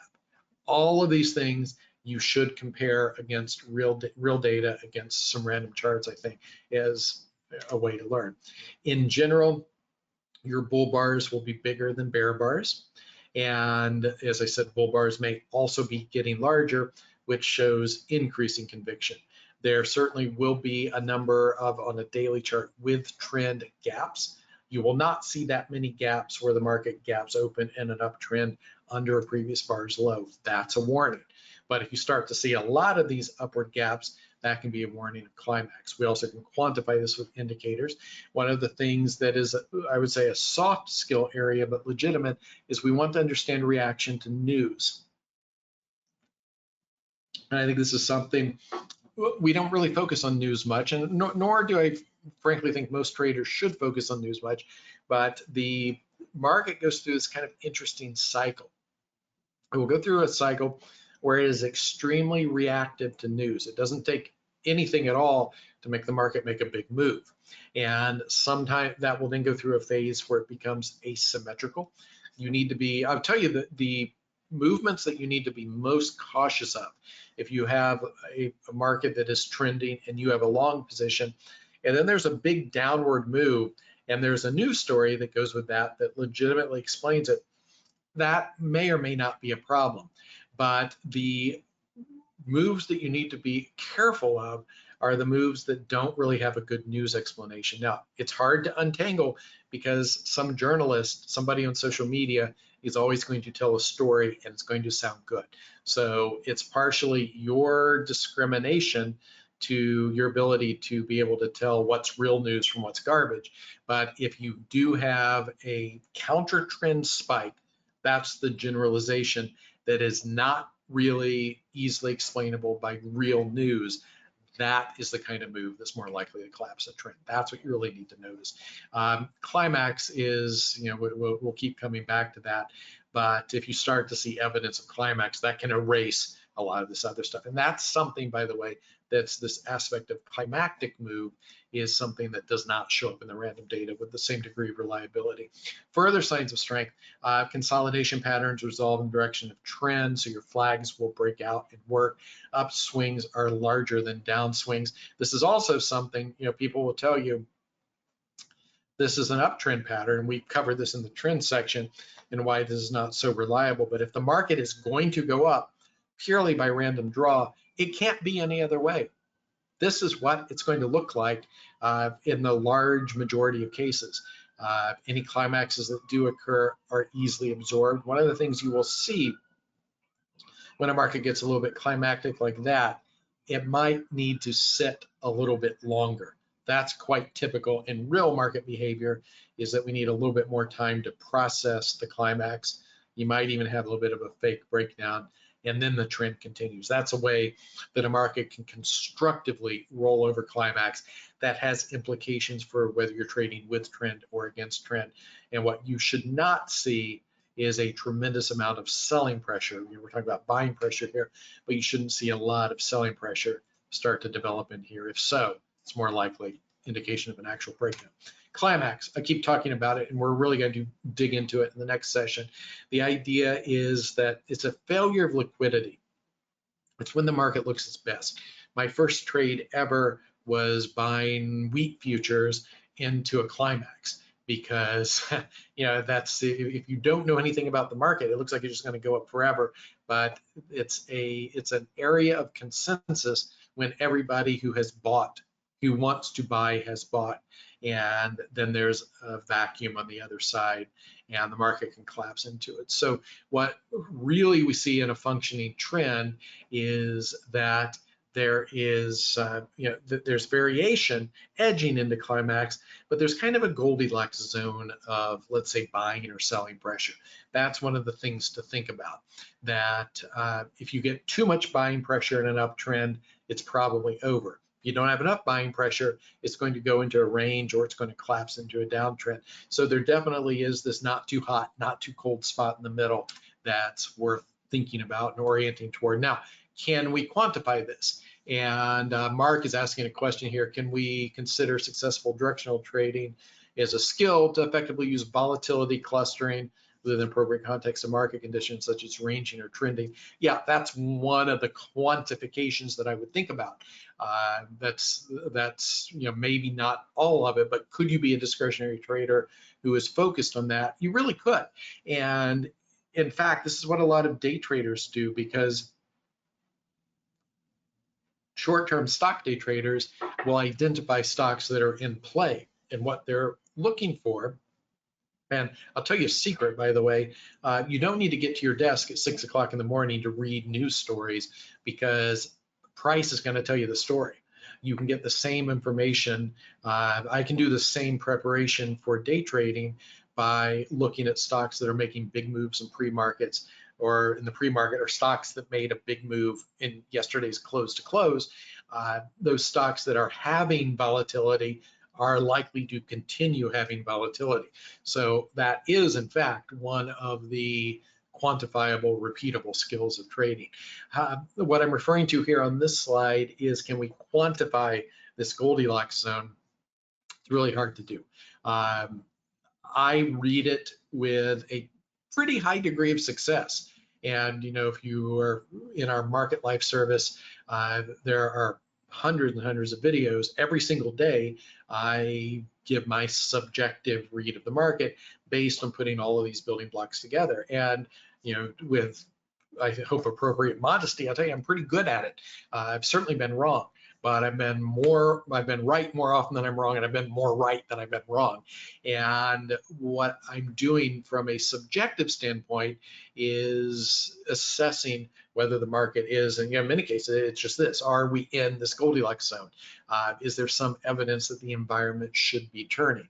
And it's difficult, though, if you want me to nail it down to a number or an indicator line on the screen that you can trade off of. I'm not sure that can be done. The person who I am aware of has probably done the best work with this is Larry Williams, but even then,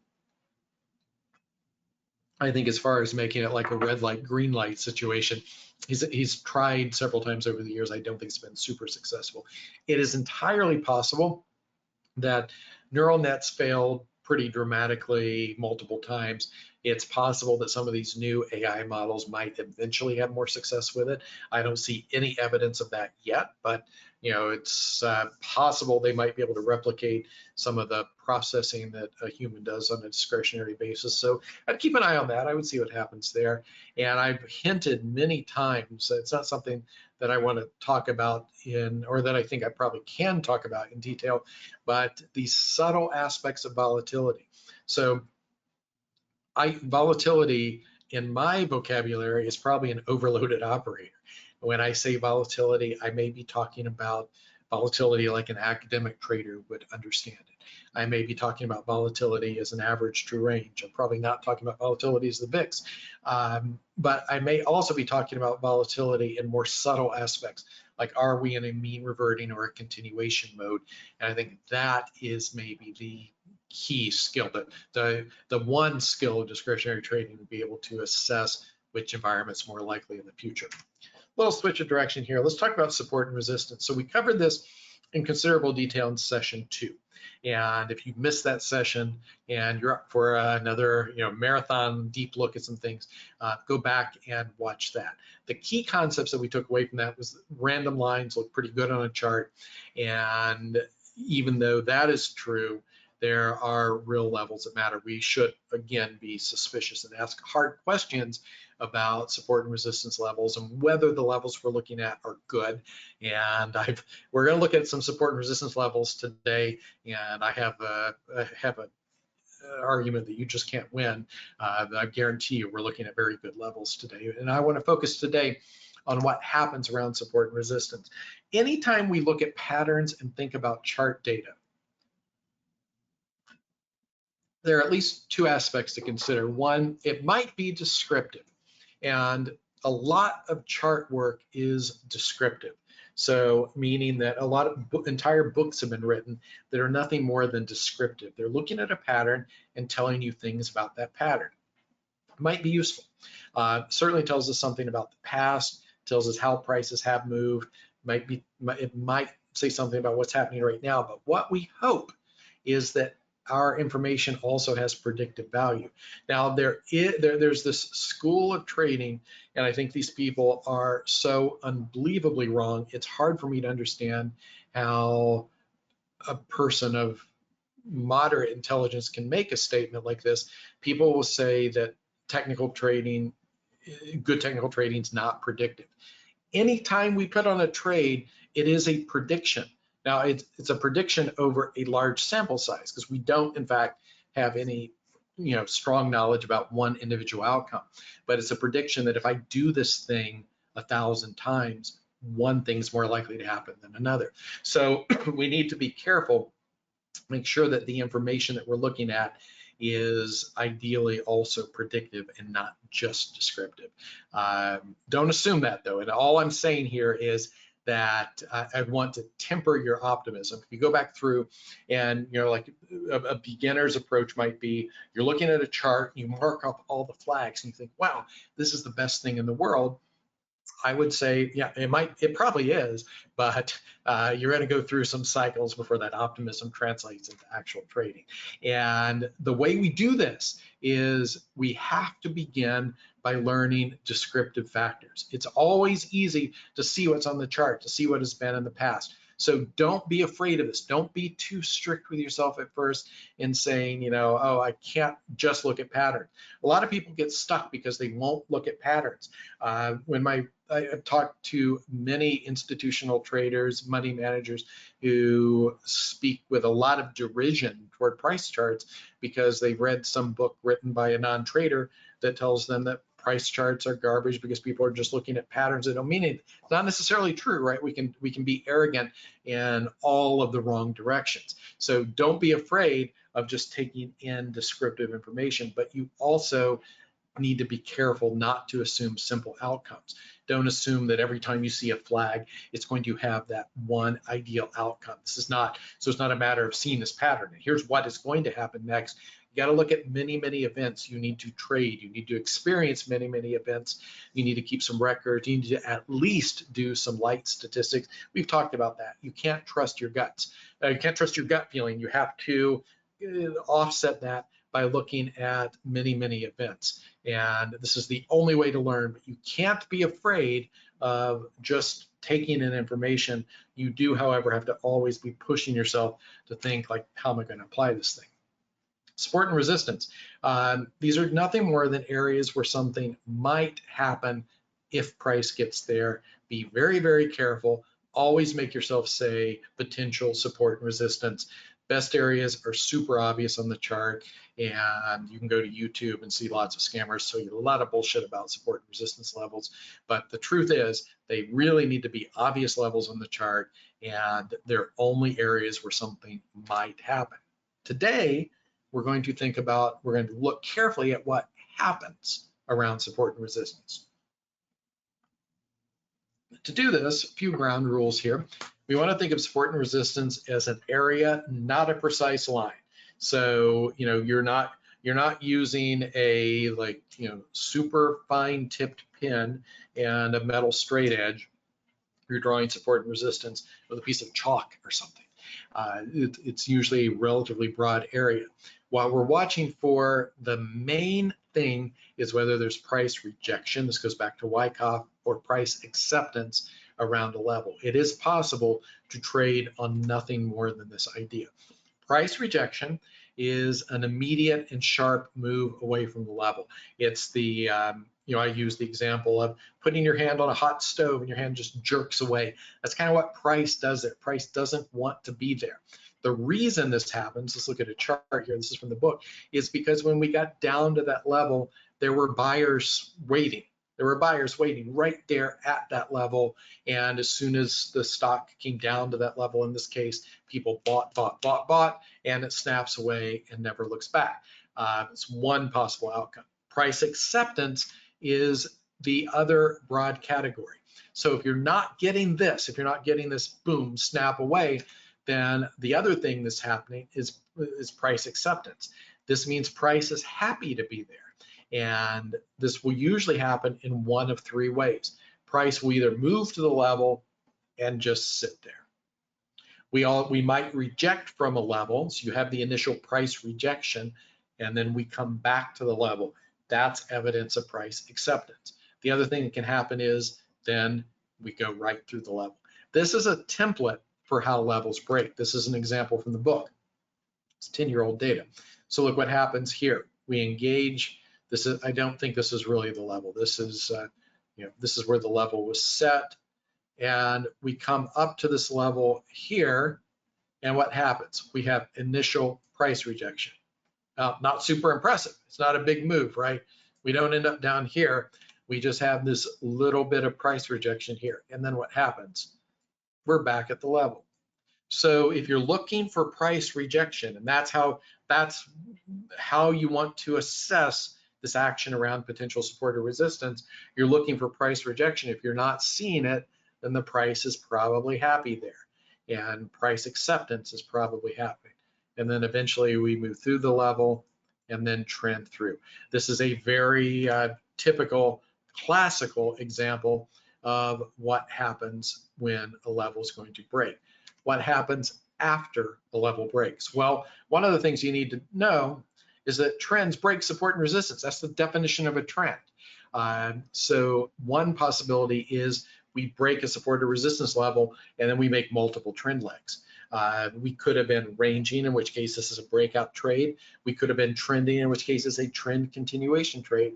Eventually, once we break a level, there is going to be a pause. If it is, let's just use, let's go back to here. So assuming that what happened here was then price continued on here, this pause here is a breakout pullback, or maybe this pause is a breakout pullback. You didn't really have much momentum there, but that's what I mean by when we break a level, there will then be a pause, and these are tradable areas. We want to start thinking about areas where we could potentially put on risk and get in and out of trades.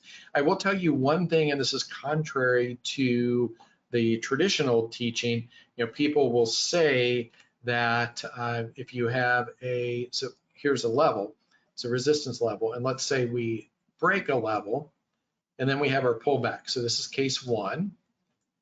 Come up to our level, break a level, have a pullback. This is case two. Break a level, pullback, and this is case three. So the difference is our pullback here is above the level, our pullback here is at the level, and our pullback here goes substantially below the level. People will tell you that this is a failed trade, this is the best trade, and people will have differences of opinion on this trade.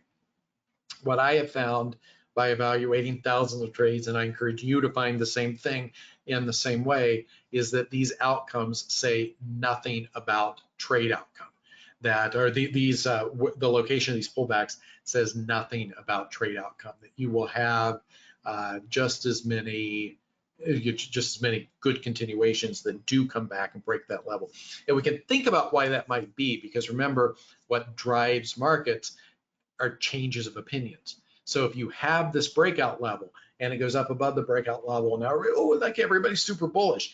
And then we go back down below the breakout level. Oh, you know, then now everybody's sad. And so now you have enough people who might be bullish again that you could potentially drive a trend. It's a different dynamic than if we go up and everybody's bullish, it holds together, and then there's more bullishness. So don't assume that the breakdown below the level ends the trade. You'll find many, many books that will tell you that. It's absolutely not true. Ready to dig into this? So we're gonna look at 12 days of intraday data. We won't do all 12 days here, but you'll have them in the chart book.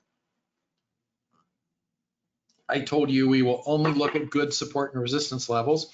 We are only going to look at the high of the day and the low of the day as support and resistance levels. On these charts, I have numbered every touch. I've excluded the first 10 minutes to kind of be an opening range. I did this algorithmically. And I put a 1 bar timeout between touches. So what I mean is, like, if we just go to new highs, like every 5 minutes, then we're not going to be numbering all those. We have to have at least 1 bar reset. We will put the days in context. You'll see what I mean about that in a moment. Just be careful when we're doing this work. We know things that we would not have known in real time because we know what happens in the future. General thoughts. So what we're doing here with all of this work, with any kind of learning to trade, we're creating mental models. Now, whether these are formal models or not is a question, but you certainly are building this framework in your mind that's a model. It's a representation of reality. So it's important to realize that a model is a simplification of reality. It's not the thing itself, because if it's the thing itself, then it's just a thing, right? To go back to my mind of God example, flipping the coin, the thing itself is, in fact, all of those influences of every single air molecule and what's happened to those in the past to give them exactly the velocity and force they have now and temperature, and on and on and on, right? We can't deal with that, so we model it in different ways, and there are different degrees of complexity. One thing many people don't think about, do you ever think about this? An average is a model. If you walk into a room with 30 people and you have the average age or the average height of those people, or a certain percentage of them are men or women, that is a model of what's in the room. But it might not be very useful, right? It depends, what you're trying to do with that information. The question is how much to simplify, what's important, what level of detail, what am I missing, what should I be missing, am I missing anything critical? These are always the questions you should ask, but you let this idea shape your mental wanderings, if you will, through this data. So here we go. This is the big picture overview. This is the area under consideration. Each day is marked off. You can see the horizontal line, or the vertical lines between the days. And I also drew red and blue high and low of the day, which you see is expanded throughout the day. And you can tell from looking at this that we are going to, and I did not randomly select this data. Many of you know this presentation was pushed back a week because I had a scheduling conflict, and I just took the previous day's data. I could have massaged this and found data that told the story I wanted it to tell, but I hate doing that. If you haven't figured that out, I'd rather just take the ugly data and then have a difficult teaching and learning situation. We're talking about support and resistance, and you can see we begin right here with a trending day. So what I would encourage you to do is, I'll just give you some ways to think about these. I would go through, if you want some homework, I would go through and I would look at every one of these engagements of the high and low of the day. And the first thing that I would ask about, so look here, let's look at number 4 here. So these numbers are placed vertically over the bars they refer to. It's usually pretty obvious, like 8's pretty obvious, but you might have to look a little bit, like it might not be super clear who 13 is talking about, right? So 4 is this bar that broke to new highs here, and we were looking, just to be clear, against this previous level. So 4 is going to show you the high of the day here at the high, but the level we were working on was this previous high of the day. That's true all throughout these charts. If you don't like this presentation, this way to show it, you might want to do it so your support resistance levels are offset 1, but this is what I see when I trade, so that's why I do it like this. First thing that I would probably want to know is what kind of follow through did we have? And here's where you got to model it, right? So you could make some kind of subjective assessment. Like, look, it's quite obvious if I'm comparing here 0.4 to 0.9, which is here. So 0.9, we broke to new highs and then had a pretty massive failure. Oh, let's not do 9. Let's make it really obvious, right? Here's 14. So if you're comparing 0.4 to 0.14, radically different, right? But then what happens if I'm comparing, say, 0.4 here to 0.6? Are those different? 0.2 is maybe a little bit different. 0.3, right? And you got to figure out, if you're going to analyze these over a large set of events, you're gonna have a few hundred events here. You need to have some kind of scoring system for what kind of continuation. It could just be like, 0, 1, 2, 3. It could be 0, 1, good continuation or not. You could do more with that. You could, if we were quantifying it, we could measure there are lots of different ways we could look at it. But from a subjective standpoint, you'd probably want to just say, do we have good follow through or not? And then I would want to look at factors that affect that. And one factor that would jump out is, how much preparation did we have? Look at touch 9. I would say touch 9, we had a lot of preparation. Touch 5, we had a lot of preparation. What I mean by preparation is we had a lot of consolidation against the level. Touch 4, we did not, right? Touch 4, we kind of zoomed from far below. Touch 14, we just come from a trend. Maybe that's different. So you got to figure out like how are you going to break these things out.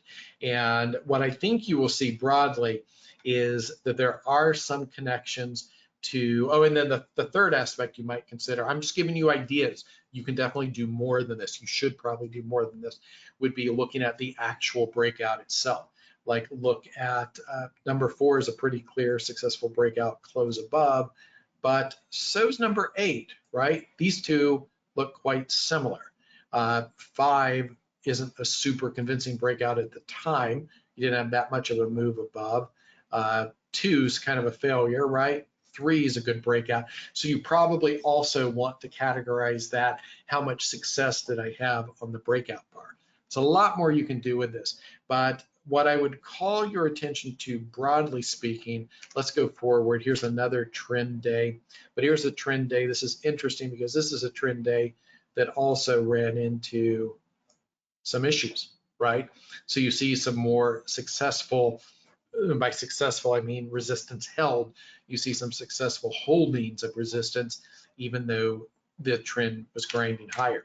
These are different kinds of trends, right? And then you will have here's a trend day. Actually, I picked a random sample of days, but I guess this ended up being pretty okay because there are a number of lessons here. This is an expanding range day.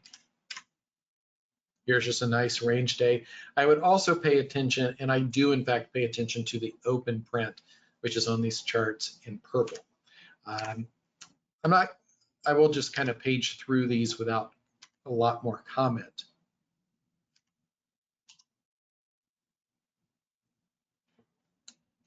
You might also consider reversal complexes at support and resistance versus reversal complexes not at support and resistance. It's a nice trending session. So rather than giving you answers here, giving you something more valuable, giving you by the way, one of the things you'll wonder when you start to look at these, you'll be like, wait, aren't you numbering any of these? No, I'm not remembering. Remember that we require a 1-bar reset to number these. That's why you will sometimes have these large moves that you think should have numbers, but they don't. So rather than giving you answers, I'm showing you how to ask the questions. I'm showing you how to get the answers yourself. And that's much more useful. So my suggestion would be go through these, do a careful study. One thing you might want to do is to look at a lower time frame. I think this is a great way to understand what happens around support and resistance. To say you could do it on these charts. These are 3-minute charts, so you'd have to really go down to lower time frame, like I don't know, 30 seconds, 45 seconds or something. Could also do tick charts, but a great way to do it is to look at support and resistance on, say, an hourly chart, and then zoom. Don't be too strict here about going to like, a 3 to 5 subdivision of an hour. I would go into like, I look very finely. I look like a 1 or 2 minute chart to see what actually happens on the very lowest time frames around these support and resistance levels, where the market's either finding rejection or grinding through. So let's take another short break, and we will come back and look at some templates for actually trading in these areas. And again, if you have questions, drop them in the box, and I will do my best to get to all your questions. We'll be back in about 5 minutes.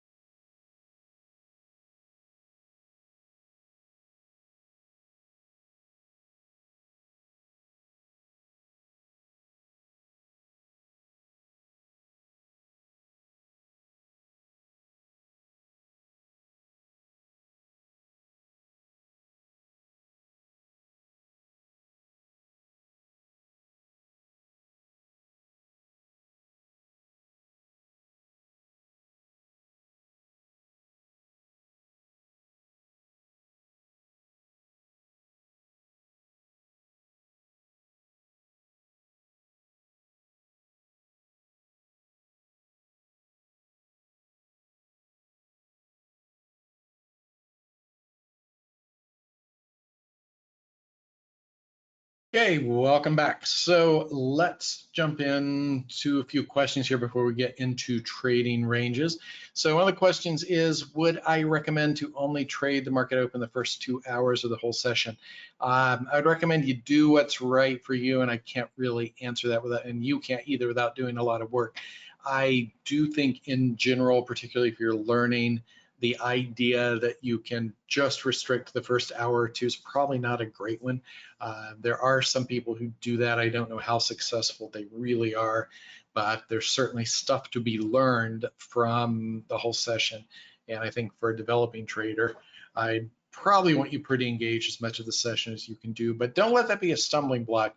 If for various reasons you can't be in front of the screen for the whole session, you can certainly extract value from a few hours, but you can extract a boatload more value from more hours. Mark asks, do we have any projected timeline for the release of the psychology book? Going to yes and no. It's going to come out in a different format, and you'll be hearing more about that before the end of the year. For those of you who are Market Life members, you already know something and you know what I'm working on, but this information is going to come out in a different way. I'm really excited about that. The MTF was mentioned in the previous slide. I just meant multiple time frame. So there's kind of a general like multiple time frame consideration, not a specific time frame. Okay, trading ranges. So if we look at this schematic chart here, it's pretty easy to highlight when somebody makes a chart like this where the ranges are supposed to be. And I guess the thing that I would take away, what I was intending to show here, is that sometimes ranges can be continuation, and these consolidation patterns we look at are in fact in most cases some kinds of trading range, and trading ranges generally function in a strong higher time frame trend. You'll generally see trading ranges resolve in the direction of that trend, meaning that they're functioning as higher time frame continuation patterns. Trading ranges, however, certainly can function as end of trend structures or even reversal structures. But it's in a previous Hudson session, we spent some time drilling down into how do you tell if a market is really trending or ranging. It's not so easy to do in real time, but this is kind of the high level, soft ice perspective of the areas that we're looking at. If we get down into these to trade them, to ask specific trading questions, one of the things that we notice is that the test of the extremes are not always clean. Anybody drawing some diagram like this, like I did, they're going to show you like, nice little patterns here. And then once we break higher, it's obviously going higher, right? We had a clean test here. And yeah, look, I deliberately made that not a clean test, but it's still pretty easy. This is nicer than the real world is. This is a nice example. And this fact that the edges are not clean, which by the way, you will see if you go back here and you look at, this is one of the lessons from this homework that I want you to do. You will see that tests are not clean, and sometimes tests aren't clean and it breaks into a whole trend against you. This is ideal. This is what we think we're getting when we trade ranges. This is what we hope, but this is what we get sometimes. So you definitely, and you can't tell the difference with a super high degree of reliability because there's a lot of noise around the edges of a range. A trading range is a more random, I'm sorry to go back to that word, you're probably sick of it today, but price action in ranges is more random and it's less reliable, and the termination of the range is less reliable. So that makes all of this very hard because you might actually have a breakout that's just making the range a little bit bigger. I'll show you that in a moment. We already covered here that ranges can either be reversal or continuation, but there is a slight edge and a good trend, higher time frame trend to continuation. Ranges have lots of different shapes. You know, the classic examples is the ones that I've made here, these little sideways boxes, but all of these are trading ranges. And if they're not trading ranges on the trading time frame, they're lower time frame ranges. They can slope, they can converge, they can diverge, they can do both. They can get bigger and then get smaller. They can do all kinds of things. They can double top, double bottom, triples, lot of different variations. And as far as I'm concerned, these are always the same. You can treat these things as essentially the same thing. Here's an example, just a little illustration of why ranges are difficult. So this is a pretty obvious range, right? It's not quite as nice as what I drew with the black lines a moment ago, but it's pretty clear that, like, you know, through here, the market's ranging. But if you really watch, look here, watch it expand bar by bar. At what point did you know we were in a range? I'll play it twice with some commentary. Just watch once.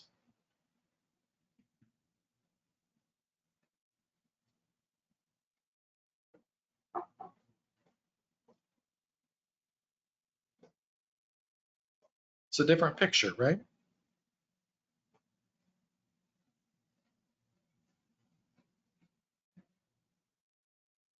Won't be so much fun now that you've seen it, but let's go back and watch it again. So here we're uptrending, right? There's a little bull flag. Oh, breaking out, so we're still on a trend, right? Are we? Oh, guess not, right? Okay, now we're pretty clearly in a range there. That's classic range action. But look, if you're waiting to buy the bottom of that range again, you don't really get there. Maybe we're gonna see. So this,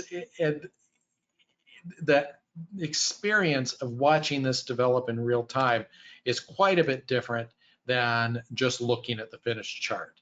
And you absolutely, if you want to trade these structures, you need to develop this awareness of what it feels like to see these develop and then to interact with them as they develop. So you're not just identifying them. This goes back to the middle of the chart thing. You're not just identifying these things when they sit in the middle of the chart. This is a very good example, if I may say so myself, since I chose it. It's a very good example of a range that expands. And I will do this either explicitly or mentally as I'm trading something that ranges. I will many times draw these in. And you certainly can remember from one of the previous sessions, we talked about these internal support and resistance levels. So you might actually be looking at a potential level somewhere in here. You might actually be looking at a level in here, so you might be looking to short in here.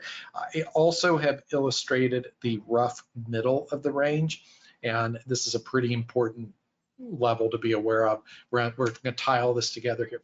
So the questions you need to ask if you're going to trade in these areas: when does the range start and when does the range end? And you need to be careful because they can end many different ways. As you're doing this homework study that I gave you, I would encourage you to categorize in your mental model framework, categorize the ending of these ranges, and you're going to see that there are two broad categories of these that kind of like end with a little bit of like drip, drip, drip, and then all of a sudden the range is ended. You didn't even really know it, but it also can happen on sudden volatility.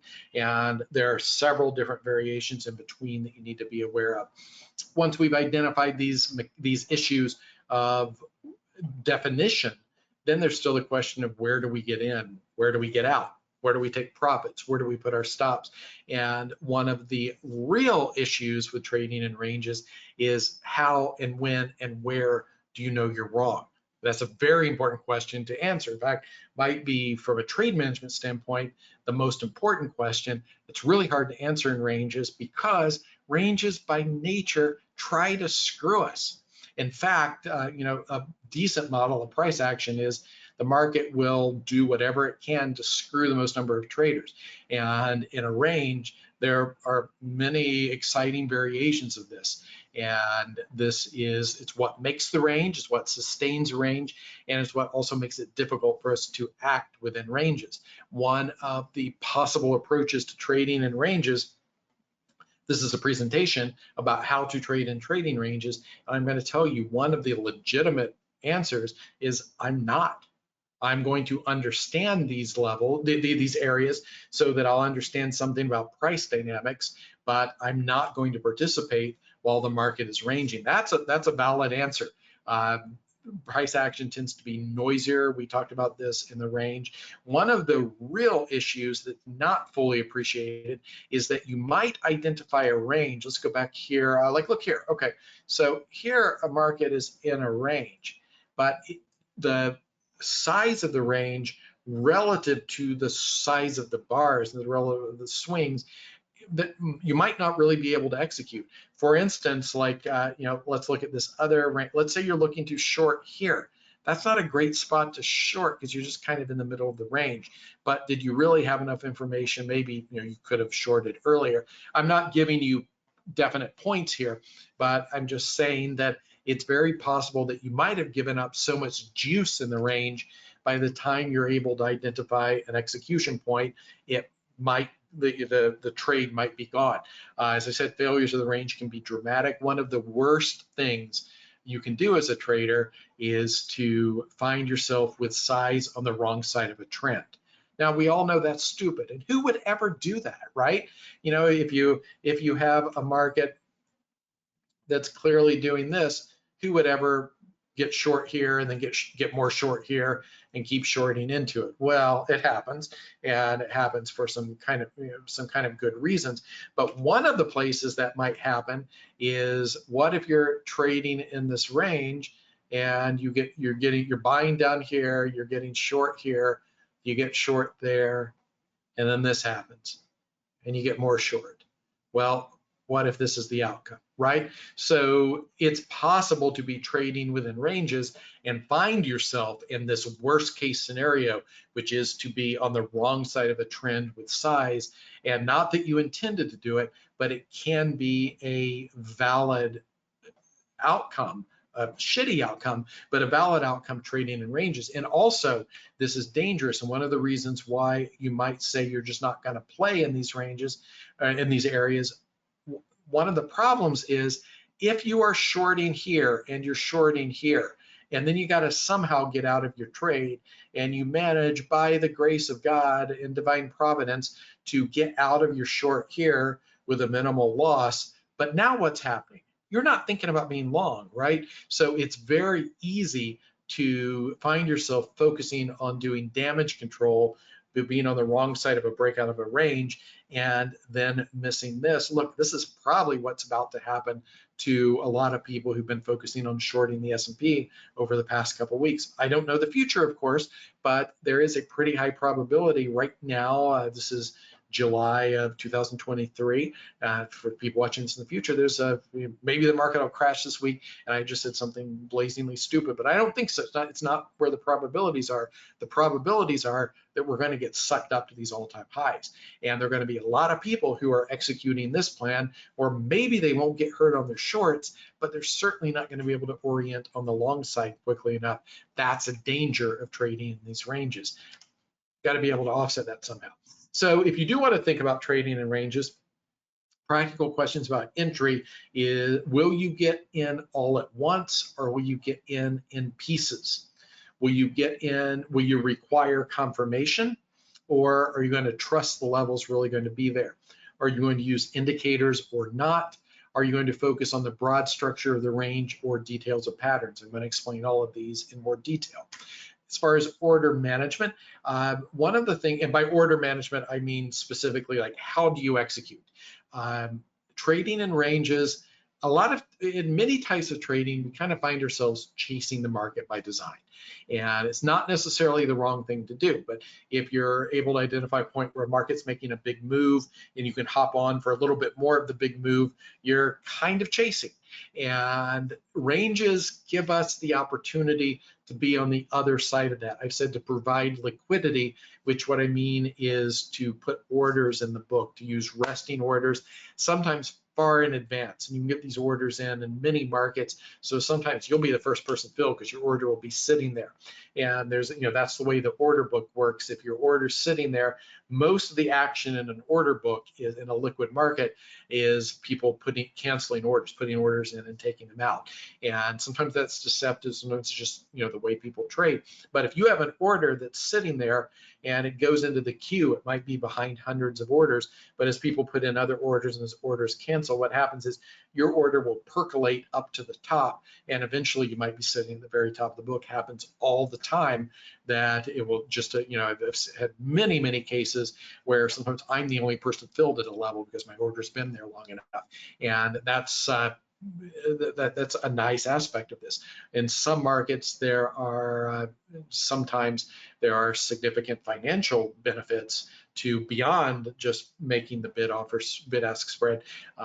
Sometimes you're paid a little bit of a rebate for providing liquidity. So it's something to be able to think about. If you typically execute with stops or market orders, if you're always banging in and out with market orders, you're probably a sloppy trader. My message would be, you got to stop that shit. But if you're always executing, kind of chasing price, and you want to trade in ranges, strongly consider using limit orders. These are going against entries. What I mean is, in the short term, rather than chasing price, you're going to be buying while price is declining. So in terms of like, how do you actually do this? Some big picture trading plans for ranges. You got to, these are not ready to go in your book and you trade them Monday. That's not the point.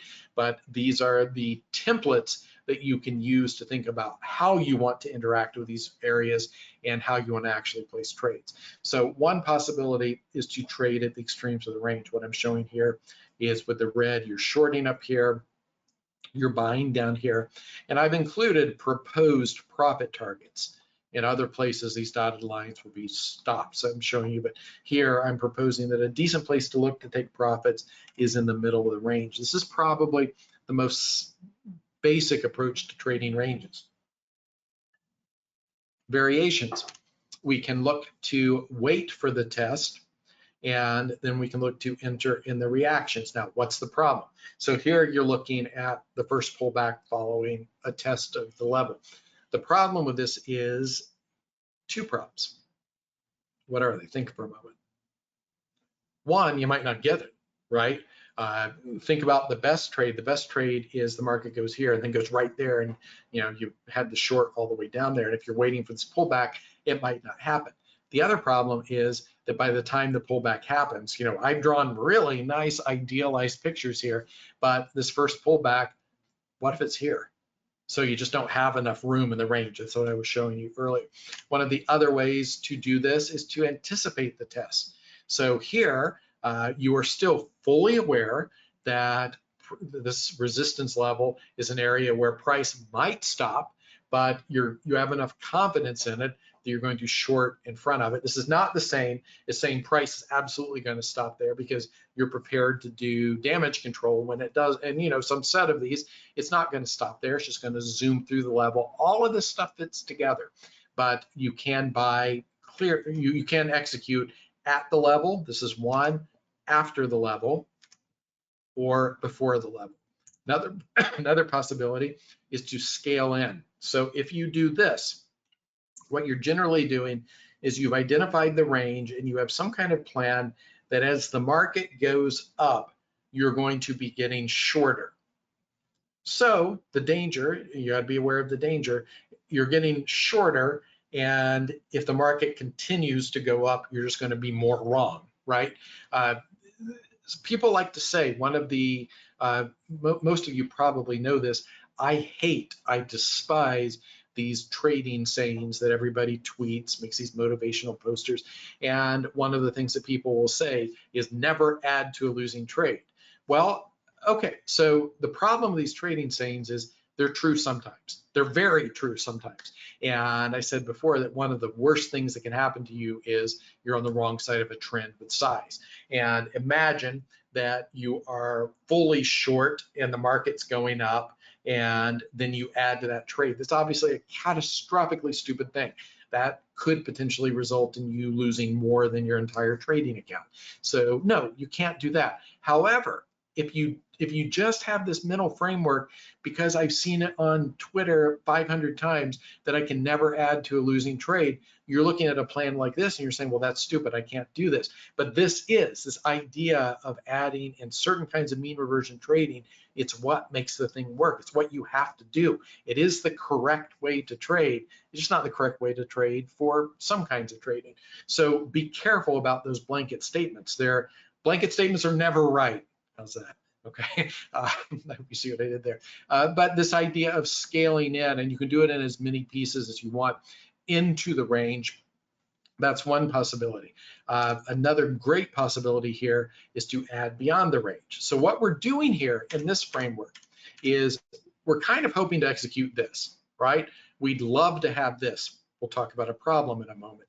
We'd love to short at the top of that range. It goes back to the midpoint or back to the bottom, and we cover our short, lather, rinse, repeat. But we know that might not always happen. We know there's going to be some time that we short at the top of that range and it continues to go higher. So one possibility here is you short, let's say your full trading size is 2 units, okay? So you're shorting 1 unit here, and then as it goes higher, you're shorting another unit here. So now you're short 2. Then what you can do is cover both units here. I'll put a +2, but just to show that you're buying 2, so you're net 0.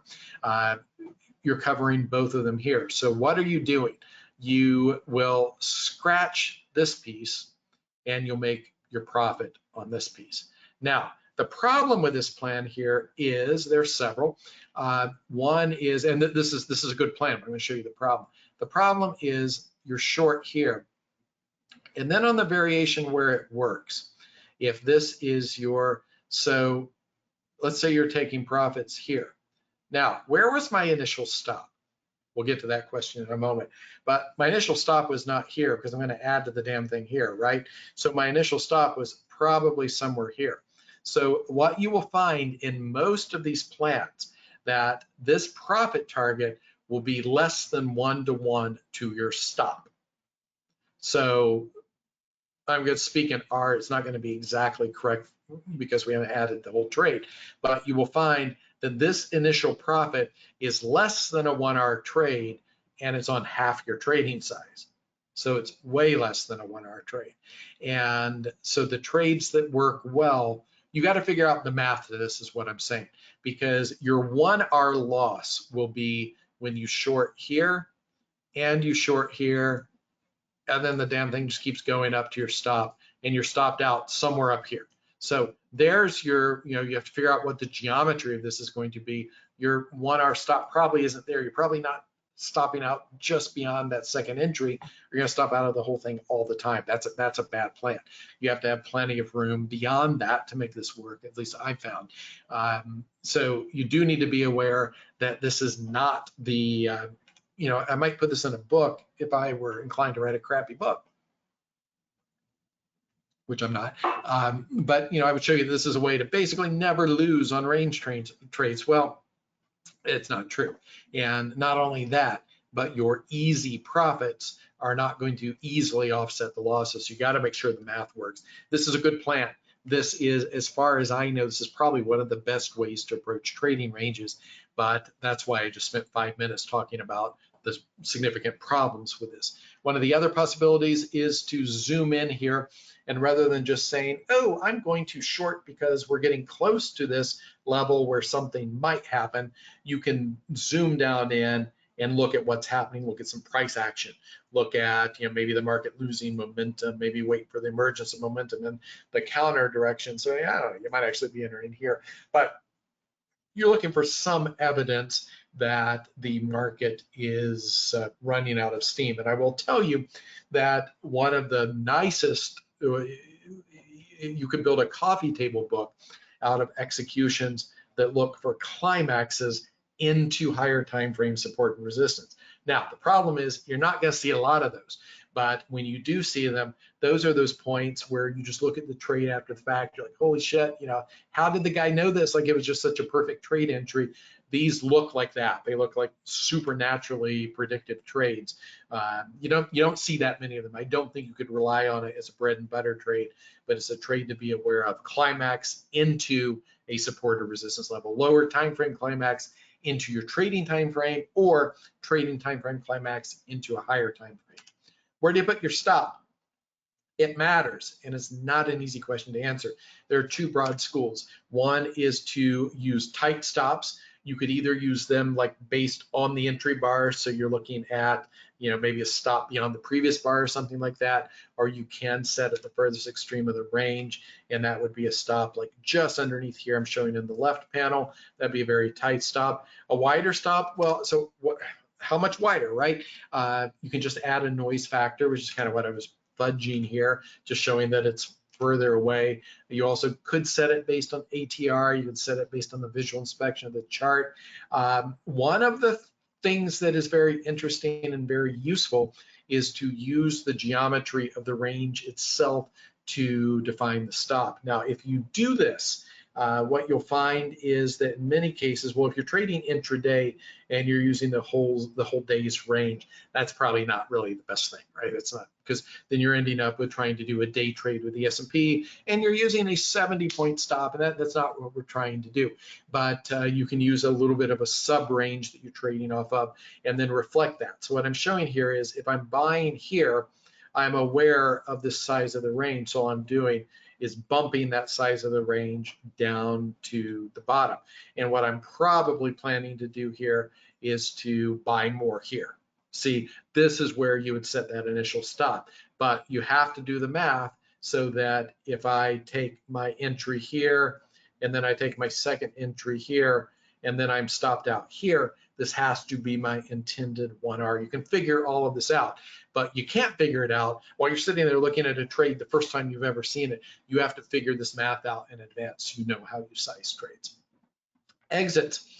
Question is all at once or scale out. Where are you going to scale out? You could go to the opposite side of the range, but the problem is we've seen in many cases is you're not going to get there.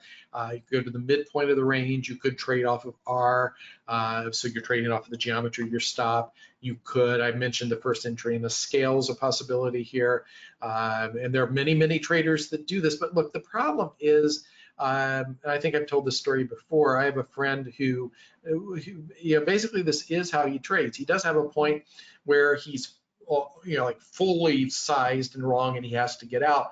But his plan is to buy a little here, buy a little here, buy a little here, and buy a little here. And what he sometimes he stopped trading like this because of the flash crash years and years ago, because he realized if he had been trading that day, he would have lost several $1 million. And to him, that was a significant amount of money. So you do definitely have to be careful with this about being on the wrong side, fully loaded up. But you can do this. You can do these kinds of scale entries and then look to take everything off at a previous scale entry. So you might even be willing to lose on some of them after some points, what I'm saying.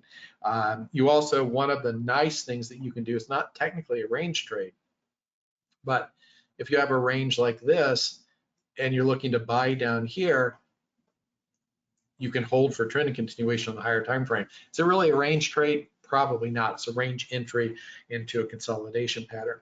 What we all say glibly with stop location is you put your stop where you know the trade is wrong. It's very easy to do just looking in the middle of the chart. And this is a serious vulnerability in trade review I've written here. What I mean by this is that I think one of the dangers of trade review, if you don't do it right, is that you can assume things that you should have seen at the time that you could not possibly, in fact, have seen at the time. So this aspect of knowing where the range actually definitively ended is a little bit harder to do. Just make sure you're evaluating this fairly if you're doing trade review. It's not easy to know where your trade is wrong in a trading range because the extremes can be ragged.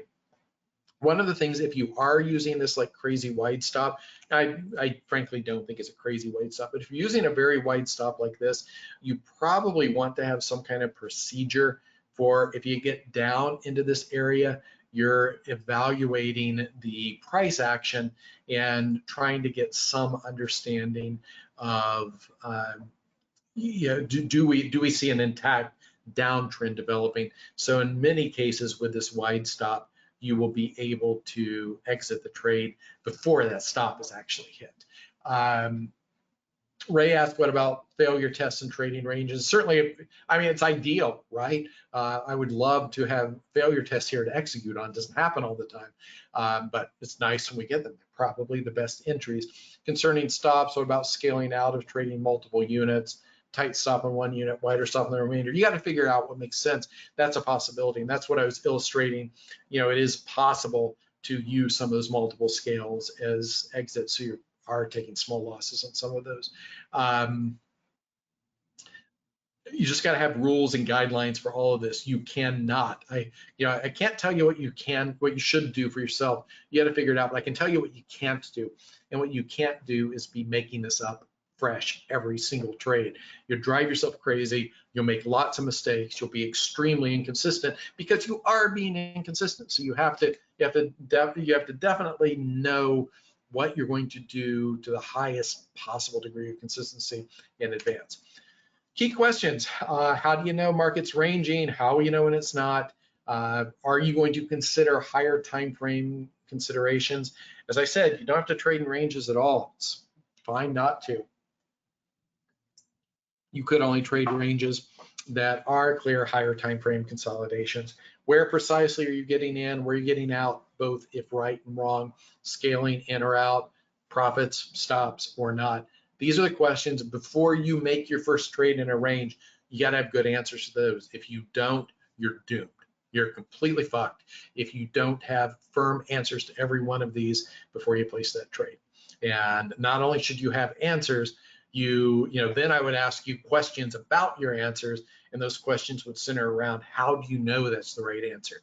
And your only valid answer to that is I validated this by seeing lots of events. So if you got questions, drop them in the question box now because we are careening toward an end. As a quick review here, we touched on randomness, some interesting stuff, but also some useful stuff.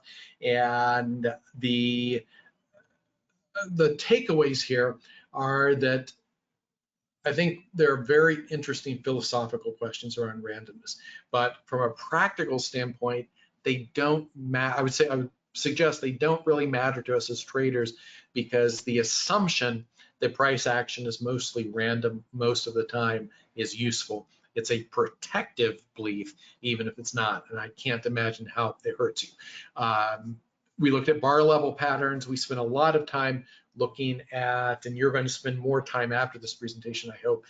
We spent a lot of time looking at what kinds of patterns do occur in randomness, and this idea of building discrimination by being able to see what's different in something that's real from something that's fake. We looked at support and resistance. I intended to spend more time on it, but we're already here for 3 hours. I gave you the charts. We'll give you the chart book, and you should absolutely do the homework yourself. We looked at concrete plans for trading in ranges, and I believe I gave you the questions that you need to answer before you do your trades and ranges. We will have our next session in 3 weeks on July 29th. Here's a registration link, which you don't have to type in. I will tweet it. You'll also be able to click it off of the slides. In this session, which will be session 5, we will look in extreme detail at what happens at where trends become ranges, where trends become reversal trends, and we'll spend a lot of time looking at specific patterns and thinking about how we can set up trades. Ask your questions. I have a few questions on this chapter in advance. It's pretty good questions. So we were looking at, and I think we covered this today, this idea that support and resistance are not perfectly clean. In fact, they're really, really sloppy in most cases. And this is why, yes, this is in fact why we think of them as zones or areas. It's just a practical way for our brains to deal with the fact that there's a lot of noise, a lot of randomness. I'm going to keep saying that even for those of you who hate it. There's a lot of randomness around these support and resistance areas. So if we can acknowledge this by seeing these as zones or bands rather than precise lines on the chart. And yes, this is this is what we are now calling here in my new language, I would call this a reversal complex. So you're looking at a couple bars here at A that dropped below the level, and that is effectively a Wyckoff spring spread over a few sessions. No, I actually use this example in the chart. So the question is that I said the initial price rejection at A, and my thinking was that A was marking the initial price rejection, not the point where it happened. So A refers to the price rejection. It's a good question. You're asking me a very good proofreading question there. And no, I don't think this is. So it's the context of the time frame being considered, and I did not say trading time frame in this glossary definition because the trading time frame might not be the time frame you're looking at, right? We might be looking at support or resistance on what's actually the lower time frame, and if I said that, it could be confusing. So I just mean the time frame that you are inspecting at this point in time. Those are good questions. I do appreciate that degree of detail. And here's all the contact. Make sure you follow me on Twitter at Adam H. Grimes. You can check me out at Market Life and also my blog, adamhgrimes.com. And let's see some questions here. What in my experience is a good sample size to tell if something actually has an edge? So the bad news is you already know the answer to that, which is there's no firm answer to that. I would say, and it depends on the kind of thing you're testing. It depends on, let's say this, I would say anything under 100, I'm not very interested. You can start to get some ideas about 20, but around, like people say 30 is the number, but there are reasons that people throw out that number. People don't even know this answer, by the way, for like clinical trials of drugs. We don't really know. All of this deals with probabilities, not firm answers. But I would say more than most people think. Most people think that because some books incorrectly parroted some statistics 101, so people start thinking like 30 is the magical answer. It's not. You really start to get some pretty good ideas around 100, but it's certainly possible if you have a good edge that you might see something that completely contradicts it in around 20 or 30 trades. So you do need a fairly large sample size. And I know that's not a firm answer, but there is no firm answer.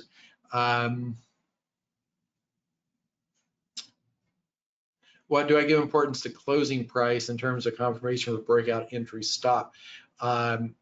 Well, that's a good question for you to answer yourself, right? That's one of the things I would encourage you to, and I think I hinted at that, right, in the intraday study that you're going to do. With the offset work, what we were talking about was the idea that the price bar is basically a random sample. And so, sometimes it will be useful, but on balance, let me say this, I think other people attach significance to the closing price that I don't believe is justified by the data. I think that's an accurate and a kind way to say it, but it's definitely something, that's a question you should be asking in your own work. It's an important question to answer.